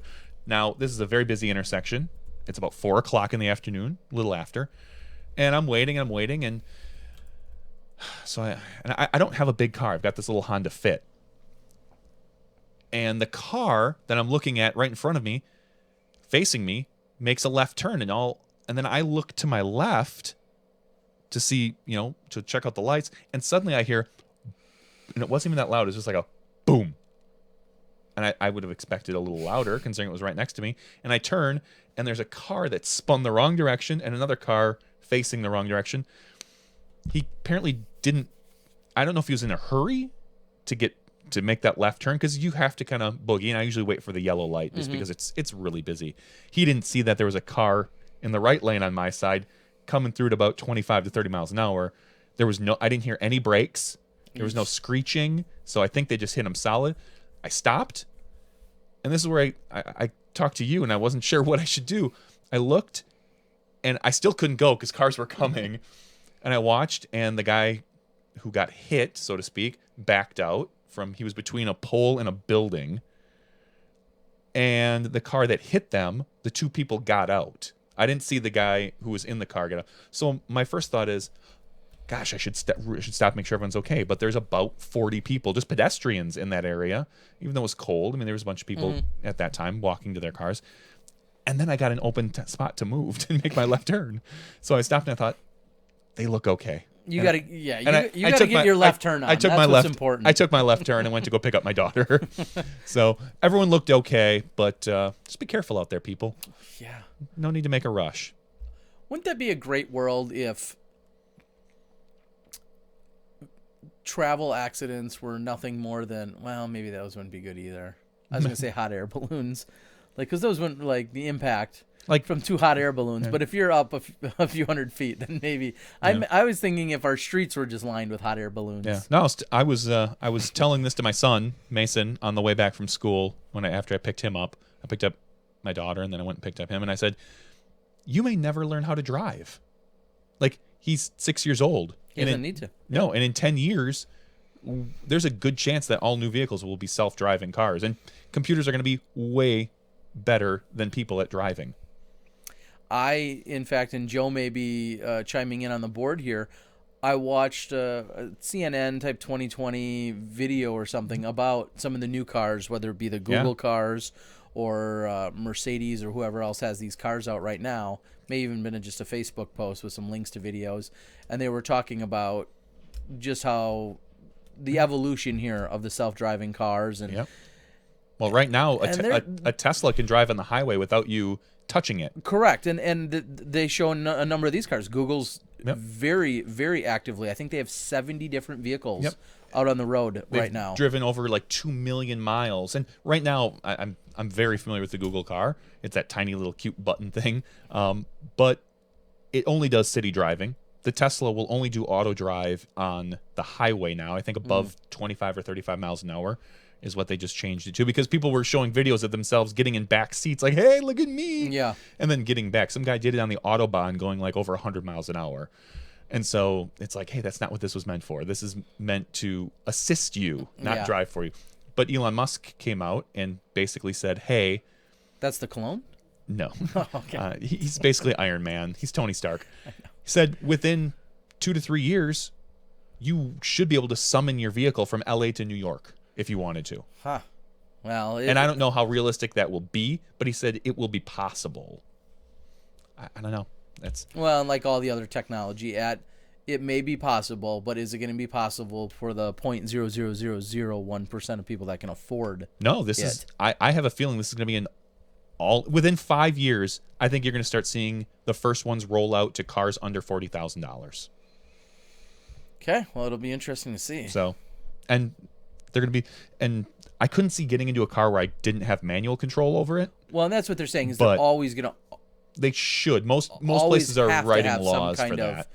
Manual. And again, it was just a really interesting video where they talked about the pros and the cons and all the things that they can account for computers, but the certain things that they can't. They just flat out can't account for.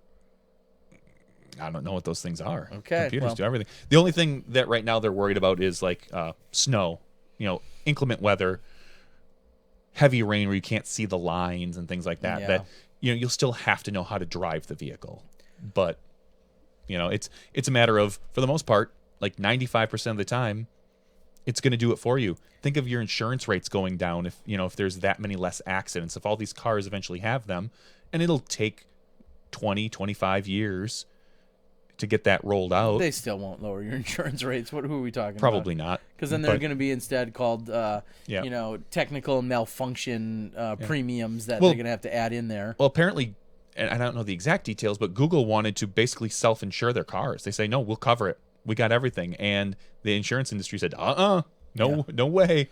We're not going to let that fly, because they want the money, clearly. Well, so of course. Yeah. I want, as long as I can get in a car and I say, car, do donuts. That's what's going to be important to me. That is important. And until it takes you to a Dunkin' Donuts. Yeah, exactly. And we know we don't need that. I don't need that. That will segue perfectly. Still no Mountain Dew for those that have asked. Thanks. No Dew. Few regular sodas. No Mountain Dew. I think it's been 6 weeks. What date are we on? I think it's been 6 weeks. And I miss you, Mountain Dew. I miss you. I miss you so much. Wow. But still 6 weeks and counting. Now the next plan, reduce overall soda intake. Yeah, I keep thinking about that, and then I think how easy it is for me to walk over and just get a soda. Oh God, so yeah. I'm definitely cutting back. I also cheated on my Fitbit action last night because I went to the gym super late. I forced myself to finally go. I did a little bit of lifting things and whatever. I did a little bit of treadmill, which is the worst thing on the planet to ever think about doing. And I was actually really ticked off because I Running's couldn't for dick bags. That's an understatement. I couldn't find my headphones before I left, and I was going to listen to podcast 100 of our boys at Disc Golf Answer Man, and I didn't have my headphones, so I literally was on the treadmill, walking and running and jogging and whatever for over an hour. And it sucked. That's more miserable than anything. Like, I could stand being on an elliptical, not so much a treadmill. An elliptical for, it seems like forever, but I couldn't do it without something to listen to. Yeah, I was trying to. There was Trying to read lips on the TVs. No. There's subtitles. Okay. So I was reading a little bit of that, some of the Golden Globe or Emmy talk or whatever that was on. So there's a lot of that on TV, and then the football game was wrapping up. Mm-hmm. So congrats to that one Roll Tide team, Alabama, whoever they are. I don't know. I saw the. I don't give one crap about college football, but I was rooting against them. So Ooh. just they're. I mean, they're the favorite. I was rooting for an underdog, Clemson, and frankly, Nick Saban kind of seems like a wimp, their coach, because he couldn't handle it in the NFL, so we were heading back to college. But you know what? They're good. Period. They produce NFL players coming out the wazoo, and they can keep replacing them. More power to them. Chiming in, I'm getting a little action from off of the Facebooks. I haven't heard from her in quite some time, but hearing from Kim Birdie. Kim, I'm not going to read verbatim here what you said, but it looks like you're talking about having an event, and unfortunately, I think that's going to be happening right around the time we head to the Memorial. Sure. So, but Kim Birdie, I'm going to send a little shout out. The Tennessee State Doubles Championship, hosted on a couple of great courses that Ed Birdie had put in on Short Mountain Moonshine Distillery. Last year they had 63 teams, and this year they expect to get a full 72 teams. She says, how can we get you here? Unfortunately, if that is held exclusively on that weekend, if it's just one day, there may be a way to make it happen. That's going to be the same Saturday that the... Let me put my thoughts together. That's the same Saturday that the Gentlemen's Club is taking place. That takes place Friday, Saturday, Sunday. Yeah. So I'm not sure that if I'm going to be in Vegas or if I'm going to just be in at the Memorial prepping and being there a few days early. But we can talk. We can look into it and look into the calendar. Oh, so there you are on the board. Awesome to hear.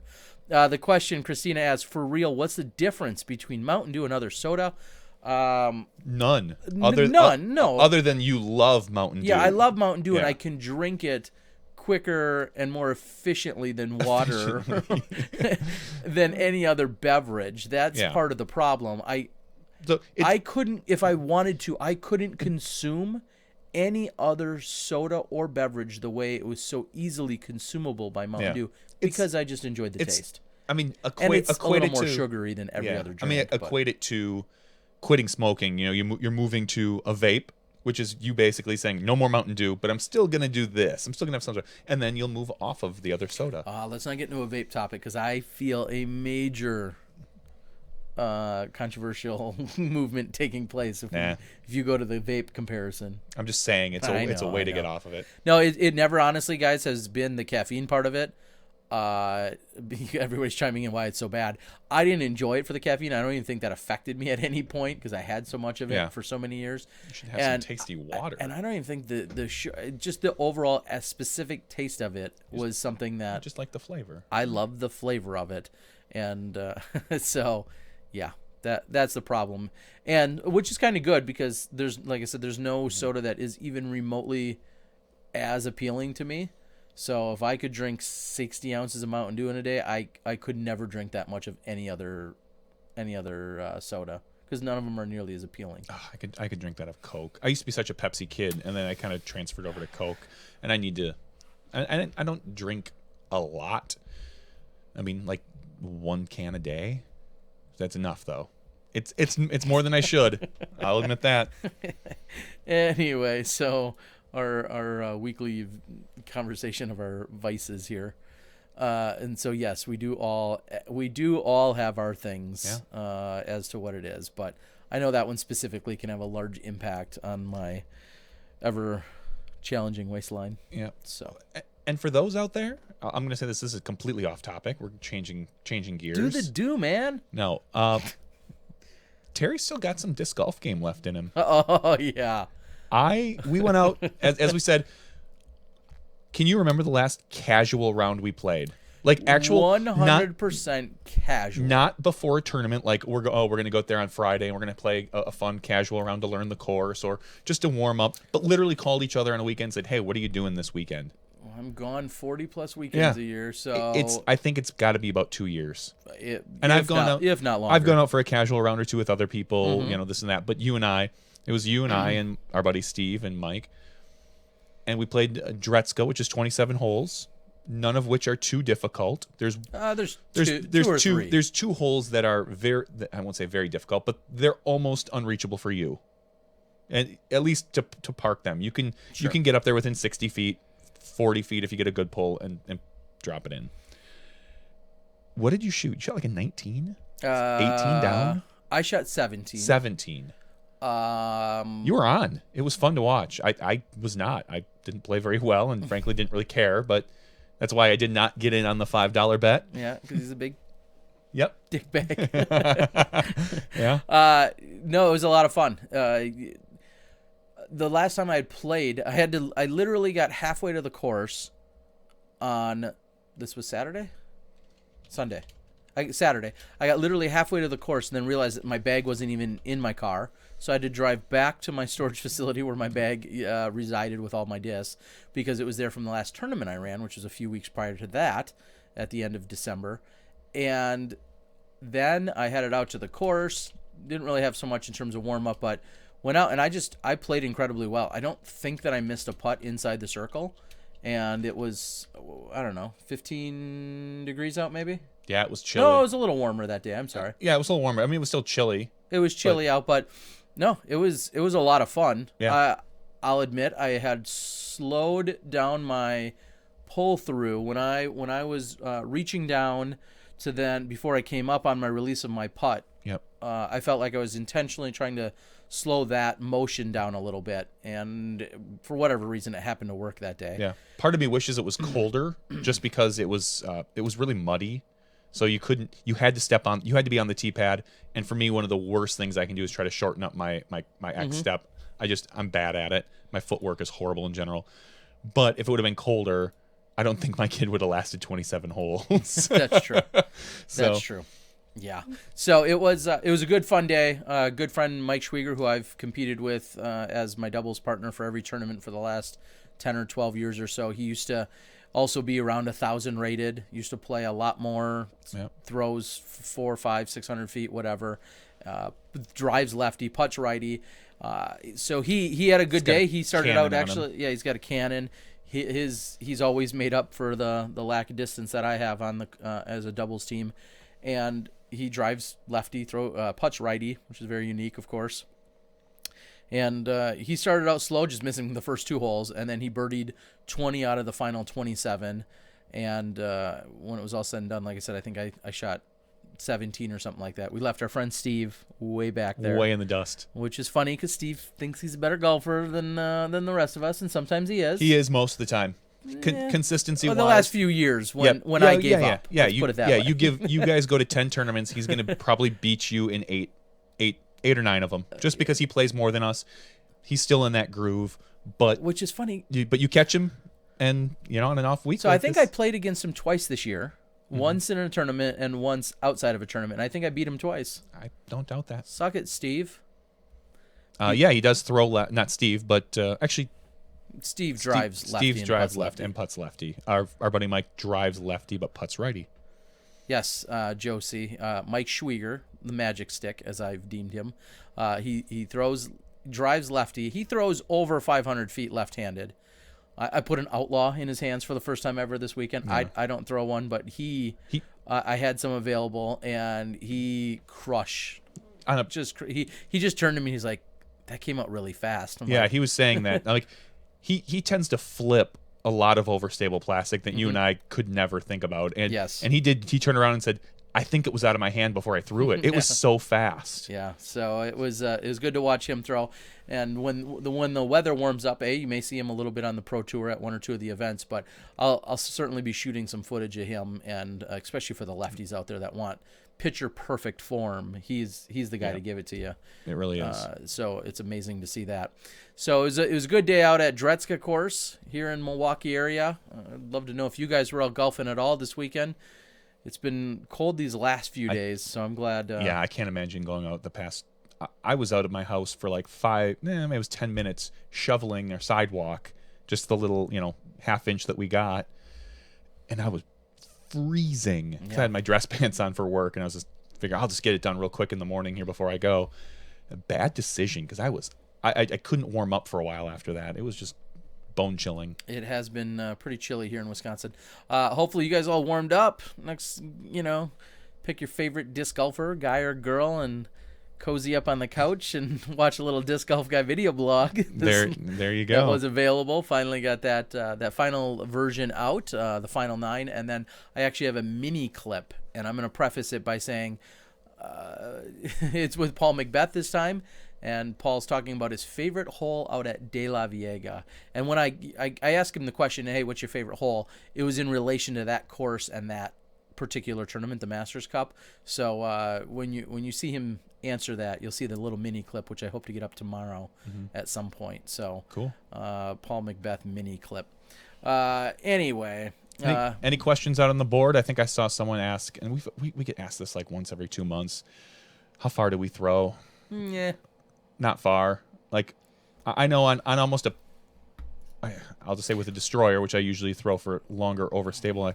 I think I get like on a pure hyzer, 360, 370. And if I really am able to flex one out, I don't go much further than that. Like I might crest 400 on a good drive, 410. So, but I as we've always said, I drive far enough for Wisconsin. Like we don't have, well, in the past at least, we haven't had a lot of really big crusher holes. It's changing a little bit. Yeah.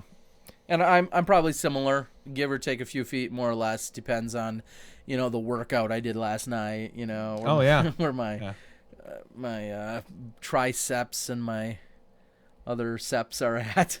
when I was younger and I actually worked out more regularly, and we were playing tournaments almost every weekend, I specifically wouldn't work out on Fridays. Mm-hmm. Pro tip, folks. Just to avoid that. And so now you just don't work out on any days. Now any days that end in Y, Yeah, I just don't do it. It's much easier. I have been thinking I've been thinking about this a lot more lately for a couple of reasons. One, we're talking about going to a water park come March, and as Harbeck pointed out so kindly on the board, I'm looking a little fat. Mm-hmm. But I do need to get into some sort of more physical routine, especially in the winter here. Racquetball. I hate racquetball. Doesn't interest me. Not at all. They're just scared to get beat by me. It's okay. No, I- you can admit. someone- Tell the world. Someone put it perfectly, and I think it was on one of Macbeth's pictures.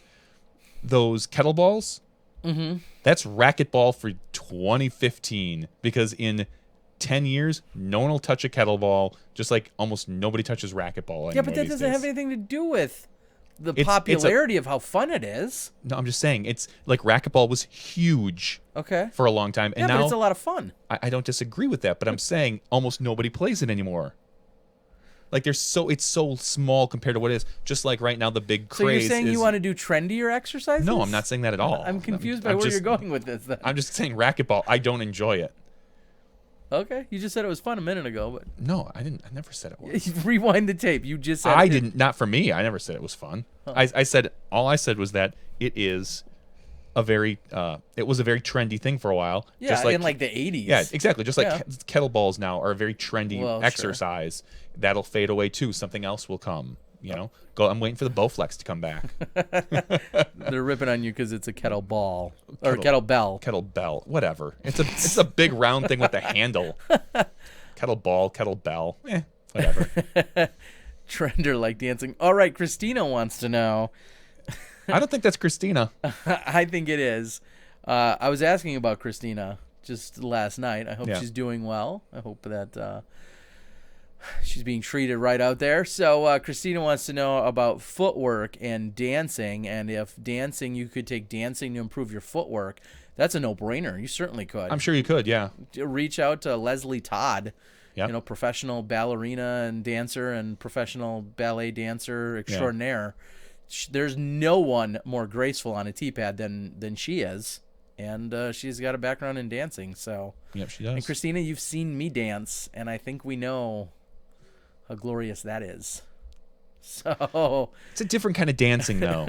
I'll say that. I'll say that. Val Jenkins says / /. That's That's right. We're arguing over semantics here. I want to know what Val and Nate think about racquetball. That's what I want to know. I honestly, Val will probably have his. Do you guys have racquetball in the I thought place about behind your house? I thought about doing her yoga challenge. I did too. Because my wife and I used to do yoga when we lived over on the east side before we had kids, and I wanted to kind of ease myself in. I keep thinking like, oh, I'm going to get up early. I'm going to run on the elliptical I have upstairs because I'm not going outside. I'm not stupid. I'm not fooling myself. But no, you're not. But we don't have a lot of room for the elliptical. I'd love to put it down here, but unfortunately, I'm 6'6". The ceilings here, I think, are like 6'9". So the extra like 6 inches on the, I can't stand up in here and do elliptical, which is why we put it in one of the, what was the spare bedroom, which is now my daughter's bedroom. And I can't do it at night because she's sleeping. So I'd have to get up early and wake her up early, and she'd probably just cheer me on. So I keep thinking I want to do it, but sounds like you're full of excuses. I've got a ton of excuses. Sounds like you've got a whole I've got bunch 1,000 of them. excuses. Trust me, I know they're excuses. I'm not denying that. Val says that she's gonna do. She was gonna do yoga camp tonight, but she's still sitting here watching us for some reason. I don't know, Val. You could be doing both. Yeah, you could be. So don't use us as an excuse. And Val, what I do want to know is, do you guys have racquetball in the rec facility directly behind your house? I didn't get a good look at it. I don't know if that's the type of facility that would have, or if it has gyms, or what exactly are in there. I think you guys can swim over there, but I'd love to know if you have racquetball over there. I need a racquetball update from you guys. That's what I would like to do. I'd love to be able to swim. I don't have a pool nearby. You should. Val, so now our board is being used for direct questions, and we'll repeat them here on the podcast. Val, Nate says he loves kettleball. That's a lot of fun. If you played racquetball with kettlebells or balls, I would do that. Okay. Val, what do you think about having another major for the ladies, since the World Tour pretty much excluded the ladies? Maybe one of the existing women's A tiers. So that's the question Kevin McCoy has for Valarie Jenkins, asking if they need another major or would like one. Okay, we'll wait on that. Saw a Bowflex commercial for a machine that was a hybrid elliptical. Yeah, I think I just saw that as well not too long ago. We've got a $1,500 elliptical that was bought 8 years ago or something. No, we have Nate. Val says that they have tennis behind their house. She takes down Nate every now and then. Sounds like pretty intense. Christina does yoga, and also does not include Smashbox. Yoga with Adrene. Is that the name? Does not also include Smashbox. Wow, now I gotta check my phone. Nate is apparently sending me private messages here. Interesting stuff. Let's see. One question that was asked, since you guys are on the board, I don't know if he's still on the board. Earlier, Matt Siri was chimed in asking if Val and Nate have locked in on the Nick Hyde Memorial. So that's one question that's come in off the board. Everybody loves the kettlebells action. I know. Did you know they were kettlebells? I guess I never thought about it, but yeah, I don't think I would have said kettlebells. Really? Because it looks like a ball with a handle. Kettlebell. Yeah, I would have. Yeah, I think I knew that. Did you? I wouldn't have called them a kettleball. No. Yeah, because I've never heard that term. So kettlebell would. Yeah, that makes. You would have called it a kettlebell. Yeah, because Macbeth just posted about it, which made me. I didn't read it. Okay, well that's what made me think about it. Yes, yeah. I knew that. Okay. If you could fit me in your... Yeah, people are coming out of the woodwork in the after show. Well, everybody shows up in the after show once somebody makes a mistake. Well, we are getting a special request for Nate Doss to chime back in. I don't know. We gave him a little love earlier, but I think we should dial him up here. Val wants to know if God, my voice is trashed. I've got a slight cold here. It's not the new mixing board that's making me sound like ass. But Val wants to know if we'll read anything that they put on the message board. No, not everything, because there's plenty of things we'll overlook. we skip over stuff. We definitely skip. So we need to hear it, ladies and gentlemen, for all of you that are here on the after show. Chime in.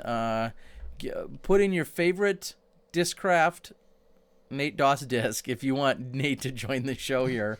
Nate has said that he'd be interested in getting on in here on our after show. We could dial him up on the Skype, see if we could get him on the show. I don't know if Nate's going to be well behaved or not. Doesn't matter. Doesn't matter. No. It's not our problem. It doesn't matter. All right, I see somebody said the Buzz, the TI Buzz, the Marauder. Yep, that's definitely one of Nate's go-to discs. The other day, one of the disc golf groups had Marauder Mondays. I'm thinking nobody, nice. Like 4 people. Yeah, exactly. Most people don't even know what that is. I thought about pulling out the TI Buzzes, like I told him, but I only have 2 of them, and they're in mint condition. And I keep thinking, maybe I just want to hold on to these for a little longer. Okay, well, assuming he's can chime in on Val's page, we're going to need him to give us a video signal. Does he have video? He should. Looks like we're going to try and get him dialed up here. He's got to adjust the... Oh, it looks like he's using a phone. Baby. Does he need to go... Oh, that screen works. Oh, jeez. All right, Nate, most people aren't accustomed to you without a hat. What? Or the longer hair. All right, I could see... I could understand the longer hair yeah, part maybe of the it. longer hair. Yeah, the longer hair. That's what I guess. I went probably 15 years of playing tournaments without a hat. Yeah. So. Yeah, I guess I'm sorry. I was thinking more just wow, the long hair is really throwing me off there, buddy. Grow it out, buddy. Grow it out. I haven't cut it since before Thanksgiving, so it's cold up here in Oregon, man. What about the beard and the facial hair? We're seeing you rocking a little scruff. That's not too common. This is like 6 months worth. Oh, okay. So you're just ahead of Johnny V's scruff. Yeah, you and me, Nate. Yeah. So I see a wedding picture in the background. So what do you got? What do you got going on out there in Bend? Man, not much really. It's actually been pretty cold and snowy out here on the West Coast. We have literally had snow on the ground since before Thanksgiving. So, and it hasn't gone away yet. So I don't know. We're kind of getting that interesting that wintertime cold. Last year we didn't really get any snow at all. So it's I guess Mother Nature can be a little funny there. Now you and Val are certainly outdoorsy. You're adventurous. What are some of the wintertime things that you guys go out and partake in out there? Well, actually, last year we did some snowshoeing, which is really cool. We snowshoed up a small little mountain here. It's about a 1.5 mile hike the day after Christmas last year, and that was really fun. But, I don't know. When we first moved here, we thought we were going to be skiing and going to the mountain and stuff like that. But, I mean, injuries, we can't afford to take those. So True. Decided against that. So we stick with the walking, which is what we're really, really good at. I can walk really well. Right now, at what time of the night, after how many, can you still walk pretty well? It's only what? That's what they say. Okay. So it's 9:30. Everyone should know there's a 2-hour time difference. 9:30 out on the West Coast right now. Yes, sir. So 9:38. A question I think a lot of people would love to know is, what's a typical day in the life of a pro disc golfer like yourself here during the off season? It's snowy out. I know we've had many interviews where you guys pretty much put the discs in the closet for all competitive purposes. What's a typical day like? What'd you do today? Man, today was a busy day. I slept in till 1 and then, got up. No, I think every year for me has been a little bit different. When I used to live down in Santa Cruz, I would actually force myself to put the discs away in the closet, not touch them for about a month, not play at all, because we have year-round weather that you can play. You could go to the disc golf course pretty much every day and play if you want. So I had to kind of force that. But moving up here, Mother Nature kind of forces you to put them away. And it's 32 degrees out, and it's not. There's snow on the ground. It's just tough to play. A typical day in the life is I had a couple of different conversations today on the telephone. Val and I are running we're going to try to run a St. Jude fundraiser event here in Central Oregon in April. So we've been trying to plan that with, the different powers that be for the course that we want to use. Talked with a sponsor actually today, which was interesting. That doesn't happen every day, but I had a nice conversation with the guys over at Discraft and just talked about, just everything for 2016, trying to get some new clothes and, figuring out maybe a new disc, a new Signature Series disc for this season. So, there's always work to be done. There's always, every time that you sit around and do nothing, you're kind of wasting time. So, a lot of different work. For sure. Okay. I believe I'm going to be having a conversation with your sponsor tomorrow. I know there's lots of talk about different things on the Pro Tour and coverage, live coverage and other things. So I'm going to be having a conversation with some of your boys over at Discraft tomorrow afternoon. There might be a conference call. Man, I don't know. Is that something that you should be the mediator in, or no, not so much. So maybe that's a little teaser or not, but they're looking to possibly work on something new for you and in terms of a disc that you're either currently throwing or might be into throwing. Yeah, they're bringing back the MRV. I feel incredibly fortunate to for over 10 years now I've had a Signature Series disc with Discraft. They've been a fantastic sponsor, and it's been great to have those discs out there, not only for myself, but for the fans and the people who like to throw them. And just, more recently, the Titanium Force has just, people just don't seem to like it for one reason or another. And so we were just having some conversations about, possibly what can we replace with that. There's some talks of possibly Nate Doss Challenger, MRX. Possibly talks of a Z Force, a Nate Doss Z Force. So those are all just kind of things to get your chops sweating there a little bit. But, wow, I was thinking you were gonna bust out the ESP like Typhoon, but maybe not. FLX. That's a good idea, actually. The we got FLX all the old Cyclone molds saved up. Yeah, let's do like a Titanium Typhoon or the Z, like a Z Eclipse. I mean, who would have thought that was going to happen? Oh man, like a ESP Ace. Or there should be one like right about Typhoon. I think it's right about here. Yeah, somewhere behind over there. behind the studio. Right behind the studio. What? That's curtain. not in your bag? Come on. I'll admit the Eclipse. The Eclipse was one of the early discs that one of my best friends had when we first started playing, and then I was a Tracer guy. The Tracer was one of the best discs on the market in terms of a driver that was pre-Cyclone, pre-X-Clone, all of those, and it was a Tracer. So I have a baby blue Tracer with a sticker on the back. I remember it was really genuinely my first driver. So wow. I still have that tucked away in a box somewhere. Yeah, I don't even think I was born back then, Tate. Come on now. So I caught myself Friday night reviewing the Masters Cup video. I was out there filming that, had obviously a great time being out there for that event finally for the first time. I was there in Worlds, but for the two Worlds, but to be out there for the Masters Cup was definitely something special. And then just kind of reliving that whole weekend. I think I filmed you all 3 rounds. I know the first and third round. Were you also on the leader cards? Yeah, that would make sense. So I was out there all 3 rounds, taking it all in, and I came across the clip. You putting in your final putt, Paul putting in his final putt, and then the entire gallery and crowd singing "Happy Birthday" to you. It was a pretty cool moment. I mean, I'll tell you, T, that moment really was one of the greatest I've ever had in my entire life. Really, that day is an incredible day. I mean, I turned 30 years old.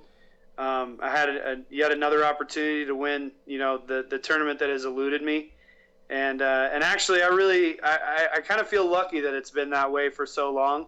Trying to win that tournament, it's what keeps me coming back every single year. But to have the crowd sing happy birthday and then to receive the Steady Ed Memorial Trophy after the round was just, I can't say much more about that. It was just a surreal moment for sure in life. And, Santa Cruz has always been so good to me. I remember when I won the Worlds in 2005, I came home, and a couple of weeks later, all the guys from the group there, they ran a barbecue for me just to celebrate it. I mean, Santa Cruz is very near and dear to my heart. I don't live there anymore, but it'll always be my home for sure. What's it like being up in Bend now during the winters, which are obviously a little bit more harsh weather-wise versus what you were so used to and accustomed to down in Santa Cruz? Well, it's definitely different. It's kind of nice to get all 4 seasons, I guess, and we got plenty of water up here in Oregon, which is a good thing for brewing beer. But it's been a good change. I really love it here in Oregon. Of course, I miss California. I always will. But it's just different, and it's really nice to have our own place that we can call home. And yeah, just like I said, get to work. I mean, there's just so many projects to work on and try to get completed that when we were back home, we were staying with my parents, which is always great to see your family, but sometimes it's a little hard to work. Now, naturally, a lot of people want to know where you're at with brewing, or if you're working on something.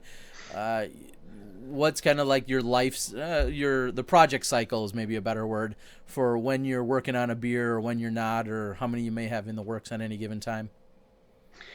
Well, the one thing that I love about brewing beer, home brewing beer, is the recipe process. I'm just constantly reading different magazines and books and online websites and trying to find out what other people have done in their recipe development before we go ahead and brew that beer. But yeah, it's been great. This off season we brewed six batches of homebrewed beer, all IPAs, of course.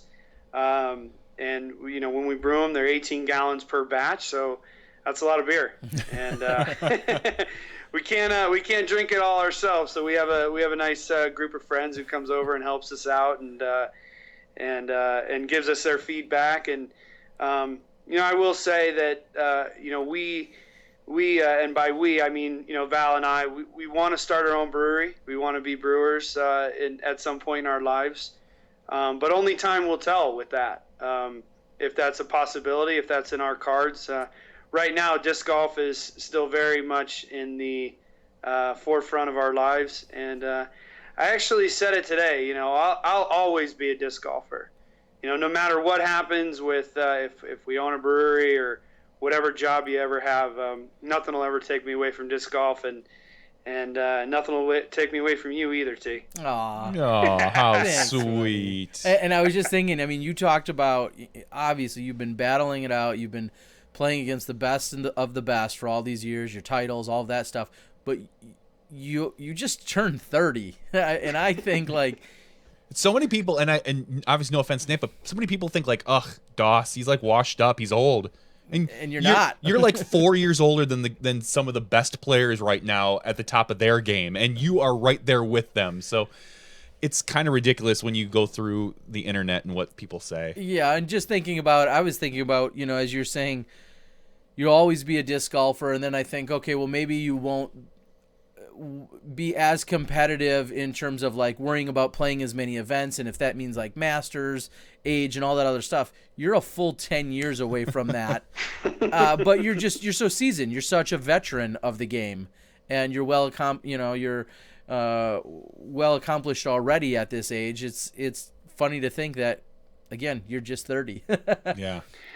I mean, I will say that it's kind of been like that, since I kind of came on the scene. I've been lucky enough to be around disc golf for my entire life.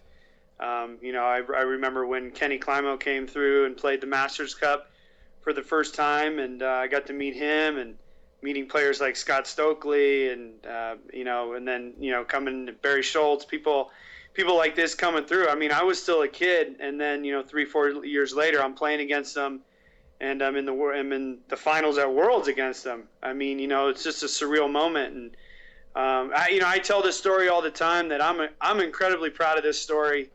When I won the Worlds in 2005 out in Pennsylvania, the Amateur Worlds was a couple of weeks later.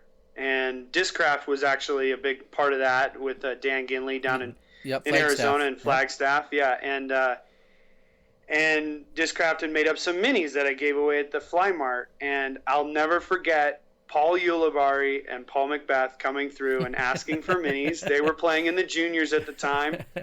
And,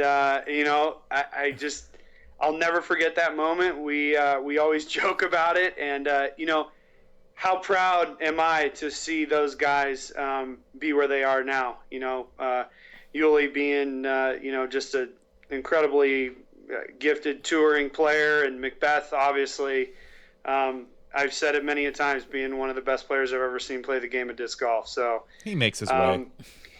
People can call me washed up all they want. Doesn't really bother me. I don't even go on the internet. Hashtag washout.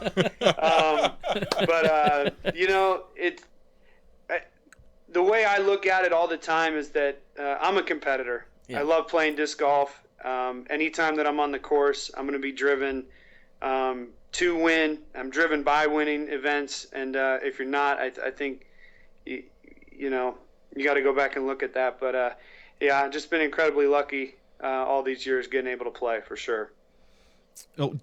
What a lot of people I don't think realize about you, and I think that was Val laughing at you when you said you don't even go on the internet.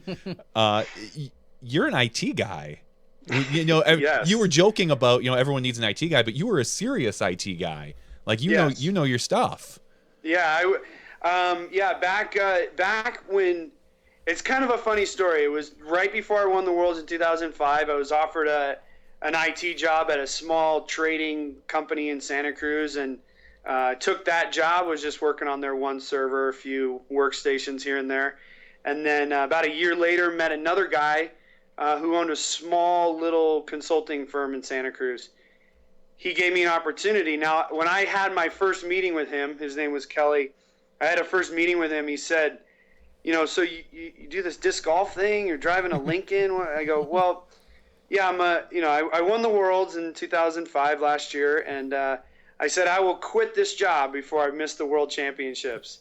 And he said, well, we don't want that to happen, so just let me know when you got to go, and we'll make it work. And for 4 years, he made it work. I never missed a major. I never missed a big tournament. And the day I got back from those tournaments, I was able to go back to work.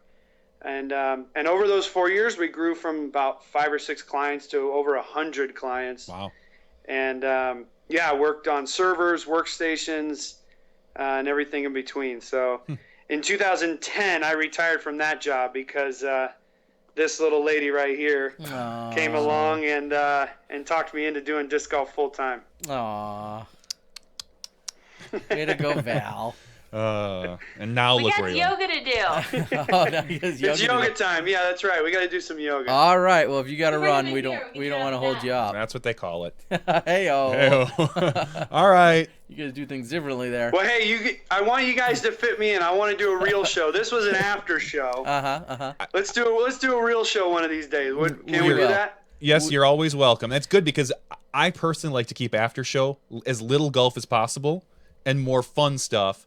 But we'll do a real show where we'll get into anything golf related and anything else you want. You're the mix we need, buddy.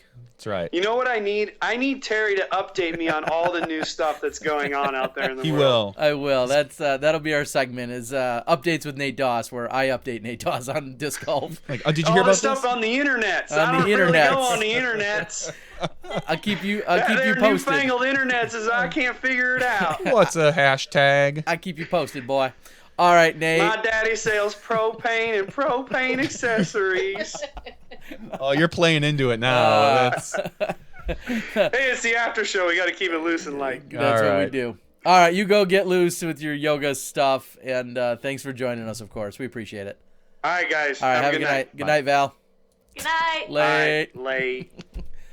All right, the yoga masters. I don't know. They've been doing yoga for a couple years now. I know I've They heard have. that. But Nate Doss, of course, chiming in here on the after show. That's one great thing about our West Coasters. You know, they're just getting rowdy during the after show time.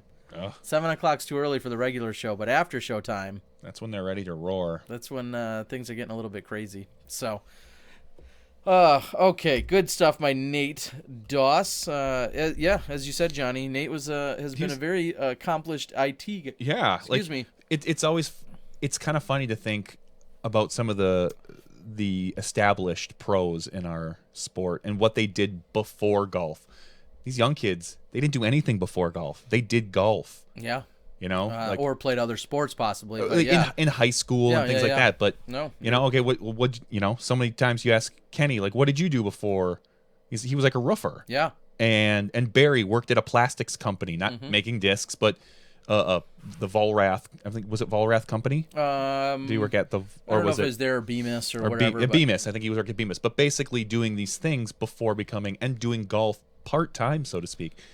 You know, these yeah, a lot of these. Yeah, these younger kids like Ricky and those guys, they may have never actually had a full time job. Yeah, they got They've to jump probably right worked into it. high school jobs and things like that, but it's amazing to think that. And Paige Pierce is another great example. Yeah. Someone who was able to jump right into disc golf and just hit the road and hit the tour. And yeah, like you're saying, Barry would work 40 hours a week and then go Yep. play golf on the weekends, or maybe get 40 hours in 4 days and then be able to be gone Friday, Saturday, Sunday. Yeah. And at the time, there wasn't nearly as many even Friday, Saturday, Sunday tournaments. There was a lot of 2-day tournaments, Yeah. Saturday, Sunday. And it was a totally different landscape back then, and it's been a pretty crazy evolution. We've certainly been seeing it. Kevin McCoy is out on the board. We'd like to say hi and thank Kevin. Kevin's your PDGA board member who also chimes into Smashbox. I think he said Keeping it real. keeping it real. He's going to be writing some real checks. No, he's No? not writing any checks. No, he's not. Oh, Unless he renewed with our code. that would be a good idea. Yeah, I think Paul Macbeth had a newspaper out. I thought that was Has. I was like, I don't think he has. That would be kind of funny, though. In his RVs Yep. around. Bringing things around.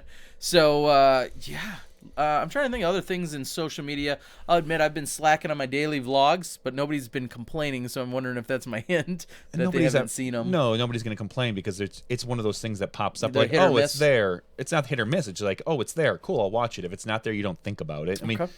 no offense, but nobody's begging for them. Like, it's just one of those things that shows up. I know. So I do need to get out there. I knew that I had the last one I put out was on Christmas. It was that long ago, and I said anybody that had chimed in was eligible to win something. So I still have to do that drawing, and then I'm ready to do another video blog. There were a couple other things that crossed my mind regarding miscellaneous things today that I was thinking about getting all worked up on Facebook. One thing that I am going to do I'm sure they're out there, but I'm going to do my own vlog on it. Won't be a disc golf guy one probably because it doesn't really fit that category.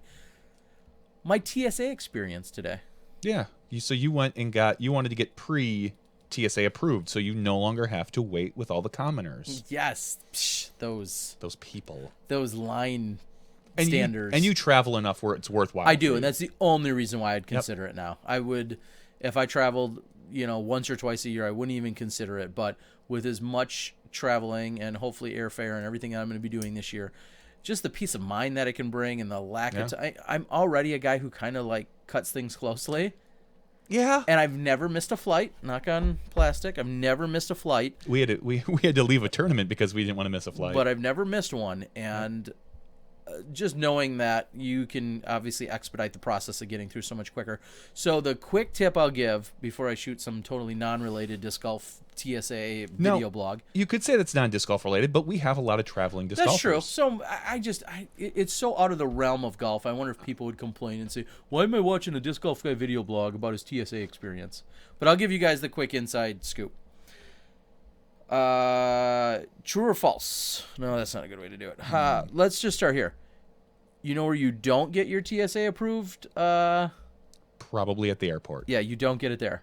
Is that where you went? Thankfully, no. Good. Would I know that by calling some other helpful entity? No.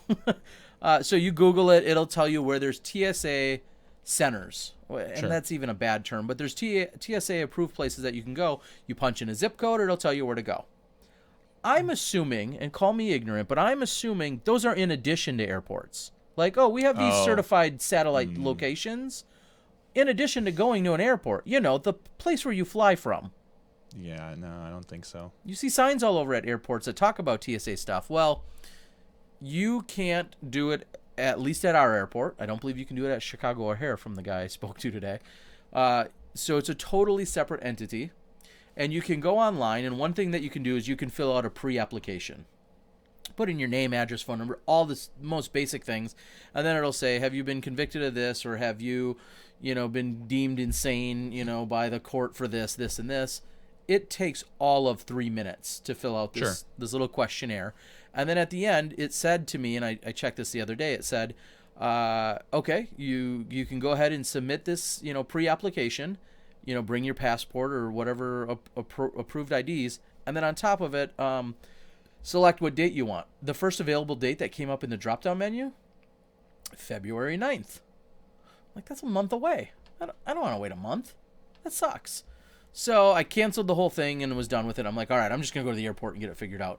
Well, today I went back out, did some more searching, ended up on the same exact website, filled it all out again, and then on the bottom button it says, rather than scheduling an appointment, it says you can take a chance with doing a walk-in. So I go, all right. So I clicked on that. I said, I'll do a walk-in. It says, come in within the next 120 days. Because you've already done the pre-process. So sure enough, I looked it all up. Go down. It's off of 3841 Wisconsin Ave here in Wisconsin. The only test site in Wisconsin, mind you, the only approved location. 3841 Wisconsin Ave, or Blue Mound Ave. Sorry, whatever. Not far from Miller Park for landmark references for you guys, off of I-94. And it's almost completely dead. It says it's open till 4, and I'm thinking, well, per my Facebook post the other day, is it going to take half an hour? Is it going to take an hour? Is it going to take 10 minutes?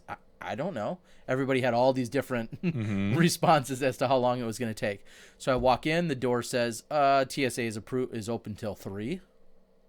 I walk in anyway to where a general area, and she calls upstairs. Some guy comes down. He says, yeah, I'll take you. And it's 3:30, mind you. All right, so we go into this other little room. He takes Take off your clothes. He takes my passport, realizes him and I share the same birthday. That was cute. And not even 8 minutes later, I'm done. That's it. Out the door. Takes a credit card, takes my passport, fingerprints me. And here's another quick one for you guys. If you can't do the Spock thing, whatever that's called, anyone? What's the term for that? It's live long and prosper. Yeah, whatever. If you can't do that, you're at a slight disadvantage. Really? Because you have to you first do your thumbs, you put them on there, and then you have to put, you have to separate your fingers like this. Oh, sure. And put them on the machine that way. And so I had to put them on and then hold it over here to finger, because you have to split in the middle, and I can't do that. Okay. I'm one of the few people. I think that there's statistics. Most people can. I can't. All right. Which is kind of funny for how gifted my hands are. Anyway. I'm sure that's the guy at the TSA thought too. Yeah, he did. So did that. I was out the door in 8-10 minutes. I said, how long will this take? He said, could be as little as 24 hours. Could be up to 30 days. I'm like, oh, that's quite a range. Sure. And he said it's a non-refundable $85, which is because the FBI does all their stuff, and whether you make it or not, he's like, and if you disagree with it or they find it, they don't give it to you for whatever reason, you can argue with Homeland Security for the $85. Yeah. I'm like, oh, that sounds great. So that was my TSA experience. Of course, 2 hours later, I took my little confirmation code and I went and typed it in on the site to see if I've been approved yet, and I hadn't. And here we are. So That was the condensed version? yeah, that's how that works. So you can't go to The airport. You can't go to an airport. He said that, in fact, it's so bad. I know there's a location in Rockford and somewhere else in Chicago as well. He said that people drive up. They live next to the airport down there. They will drive to Milwaukee's, get it done in Milwaukee, and drive home. And that's more efficient than getting it done themselves in Chicago. But meanwhile, I was in and out of this place in 10 minutes. Well, lucky you. And I said, is there something to do with the time or anything? And he's like, it's hit or miss. Yeah. I mean, I feel like I could have waited there for 4 hours. I suppose if you hit it at the right time, yeah. So there you have it, folks. So I know there's people out there that Tuesday are at wondering 3, get your 30. TSA stuff. I think the weather didn't hurt. Probably a lot of people don't want to be out when it's 4 degrees out. Probably. So it worked out really well. $85. Let's just hope that I get approved, and then I get a known traveler ID. I always have to punch that in, and I get to skip right ahead. I don't have to Very take off nice. my shoes. Oh, that's very I cool. don't have to take out my computer. Yep. I don't have to take off my coat. Yeah. I think those are about it. Maybe I get extra nut snacks. I don't know. Doubtful. No? I don't know. I should tell people that I do.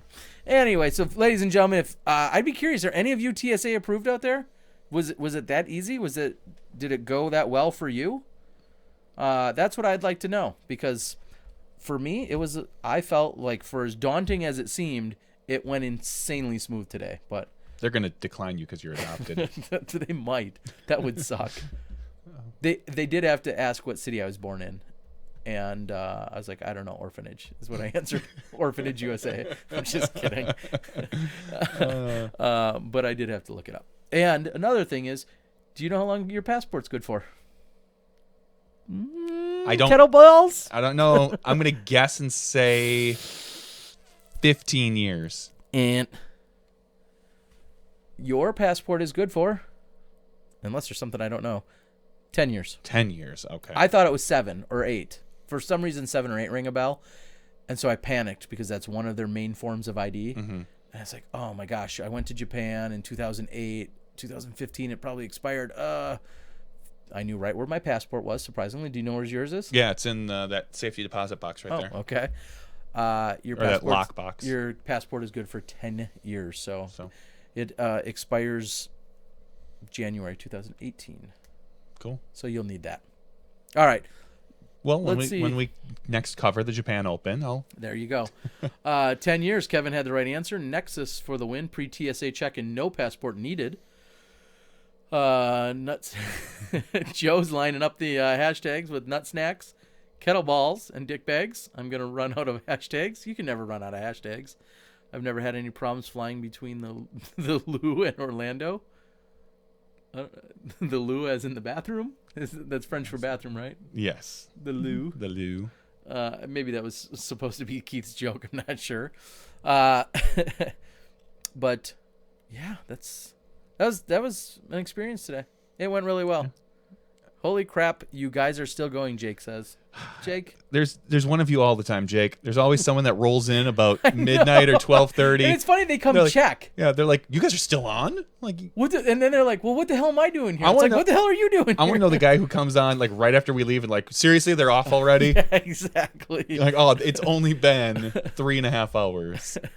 Scott says that Smashbox line of discs, the nut snack and the kettlebell and the dick bag. I've jokingly talked about the endeavor that I'm doing with Steve Rico of Legacy Discs. We've got my new nut snack line and with hot peanuts. It's a new thing we're working on. Look for those in 2016, maybe 2017. No news on Paige except for I think she's in a tropical location. I saw that Madison was. I saw Madison. So I didn't know if those were current pictures but I know the last time we there was spoke an with them. undercurrent. Hey-oh, Hey-oh. because it was underwater. I know the last time we spoke with them, they were heading further south. So. I think that's current, is that they're out having a good time. Yes, Drew Gibson is also leaving Innova. We didn't talk about that really at all, but he has left Innova, and next week Drew is our special guest. Ooh. And Drew will tell you where he's going. Are we going to be breaking it? We are. Or will it Officially. will it be announced a little earlier? No, I believe we are officially breaking the news. Awesome. We are smash boxing the news. That and there's questions out there. Arobi was discussed.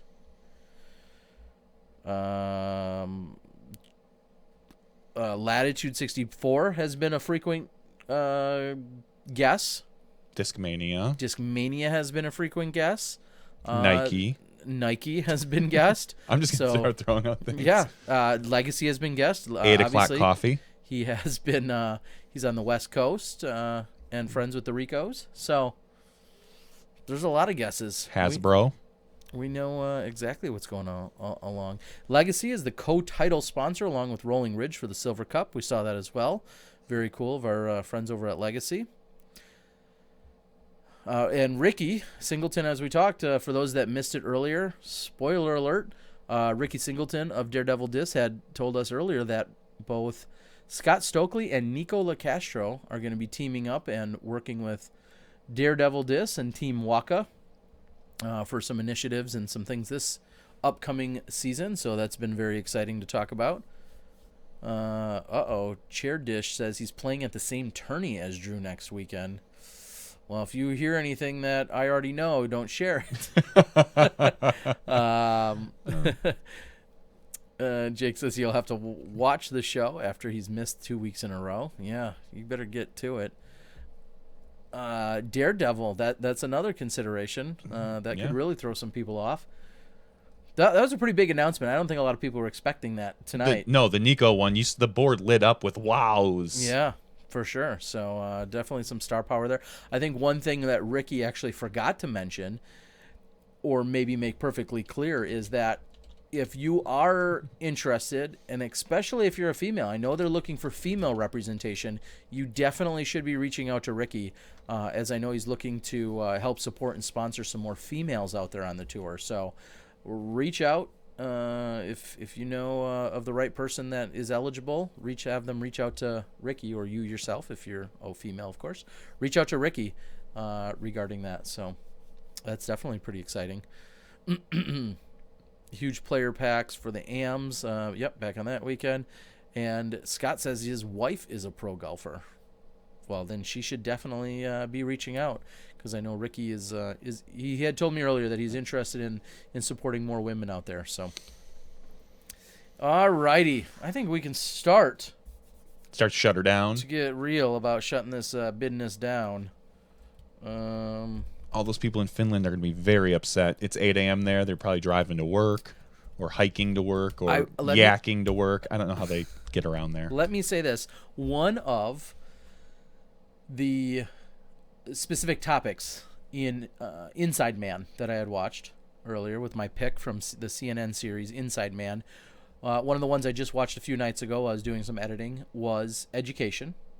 And one of the very interesting perspectives that they showed is he had gone over to Finland. The host, Morgan Spurlock, had gone over to Finland and was there for an extended period of time, like a few days or a week or whatever. And not only experienced what the kids do for school, he also helped teach a class and whatever. Unbelievable. It makes me want to go back to school. The methodologies that they use over in Finland. I'll have to watch.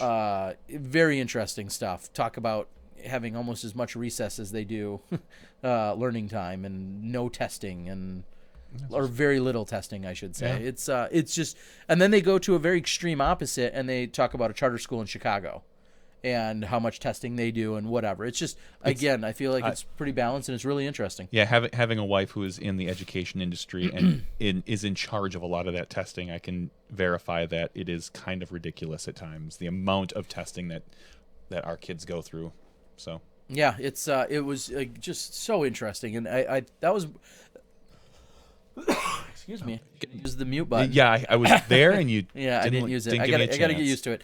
But that was probably one of my favorite episodes thus far, was the education episode. So did somebody have a giveaway earlier? Did we not pull the trigger on that Somebody was talking We about a did. giveaway? Disc Golf Nerd gave us a Is giveaway. he still out there? I don't. It's Disc Golf Country. All right, we're gonna do an at the end of the after show giveaway. Wow, you guys are so rewarded for right. being here still. Now, Disc Golf Nerd, for those of you that don't know, does a lot of disc reviews. So they can find his channel out there. I believe it's just Disc Golf Nerd. I know. Who would have thunk? So he reviewed an Element Discs Iridium. It's a stable putter, 175. I'm assuming that's grams, not like pounds. But I wish I was 175 pounds. oh God, me too. I'd be pretty skinny. So if you go out, you can kind of get it. So here's the question, and I'm going to do. He says the first or third person, however you guys want to do that. I'm going to go first person. They're gonna have to answer. How many videos are in my disc golf gear reviews playlist? All right. So Disc Golf Nerd. Okay. How many videos are in his playlist for that particular? And he will be giving this away? He's giving it away. We will send him the information, and he will ship it directly. He wanted to ship it to us, and I said, no. Cut Terry out of this. We're going to cut the middleman out. We're going to save us Some of the answers coming in are... There it is, Tyler Durden. Tyler Durden, flash fingers. On our screen. The answer is 80. 80 videos he has done. 80 reviews, I believe. So that's, first of all, that's phenomenal. To have that kind of dedication to do anything 80 times. Yeah. Like drinking Mountain Dew. So yes, so we have the answer. So what is he to do now? So Tyler Durden, please reach out to me, John at smashbox.tv. Jon at smashbox.tv, and I will forward your information onto the Disc Golf Nerd. And from there, it's up to him to get you that information. Okay. Thank you, Disc Golf Nerd. Yeah, thank you very much, Disc Golf Nerd. Now, do you know what he's going to give him? Yes, it was the Element Discs Iridium. Oh, the stable that's putter. what he's going to... That's what he's going to... He reviewed it, and then he thought it would be kind of cool to give it out to one of the Smashies, because he is a Smashie. Was it Disc Golf Nerd that was going to do his own podcast? Wasn't he one of them? Maybe. No, I'm just saying, how's that going? I don't know, but if he did, I hope it was all on disc reviews. I would think that'd be kind of cool. Or it just says, actually, if you want to bypass even me, it says just have the winner contact me on my Facebook at my Disc Golf Nerd page, and he will ship it out. So, yes. So, Tyler Durden, skip me completely. Go to Disc Golf Nerd on Facebook, and you can contact him. Okay, I was thinking he was, DG Weekly, I think. Yeah, no, it's DG Weekly started theirs. So, yeah, I think they might have... plugs for them, then. Quiet. I think they've got their second one up, maybe. Hey-o. Hey-o. All right. DG Weekly and I go back and forth on Reddit a little bit. We've given each other jabs. You put him in his place? Of course. Good. Just like that Answer Man and those other podcasters. All those other podcasts think they can step to us. Yeah, bring it. There's going to be a dance-off. Let's put the first comment in because I put it first. Remo, you might have put it first on your screen, but it's what I see first. It's on our list, and as we've seen, your chat may be slightly different than our chat. Yeah, Nate Doss was whining about that earlier. Yep. And we give no love for the 6 world titles at that house. Yep, sorry, Remo. It went Tyler Durden, Sertish 0, and then Remo Campin. On our end. Yeah, on our end. And then Ken that's all Little. we can really go by. So, sorry, buddy. All I can go by is what I see on our chat. Yoga time. I don't know if that's a euphemism or not. So we're gonna leave that be. Yep. All right. Terry and I will not be doing any yoga tonight. Not together. No? No. All right. We're gonna wrap this up. It has been a Tootsie Roll 69 Boys themed podcast. Maybe not. But it has been our after show. Of course, we'd like to thank Disc Golf Nerd for the giveaway here at the last minute. Yeah. All you diehard Smashies, don't think it doesn't pay off. Because all these hours later, your chance at winning. I had the tab open and everything, and then I'm glad you brought it up. That's what I did. So, for again, Disc Golf Nerd, thank you to our pal Nate Doss, 3-time world champ, chiming in, giving us a little history. I think we're going to see him more frequently on the show. He needs some of that sweet action, and we'll let him join us. We'll be glad to do so. And so for Daredevil Disc, who joined us earlier and was a huge asset to our podcast now and in the future, we appreciate everything you guys are doing. Dynamic Disc, who's been supporting us, thank you guys, as well as Discraft, who's reached out and supported us. We do appreciate it. So for Johnny V and myself, Terry Miller, the Disc Golf Guy, that's Podcast 69's After Show. We'll see you next time when you step inside the Smash Box.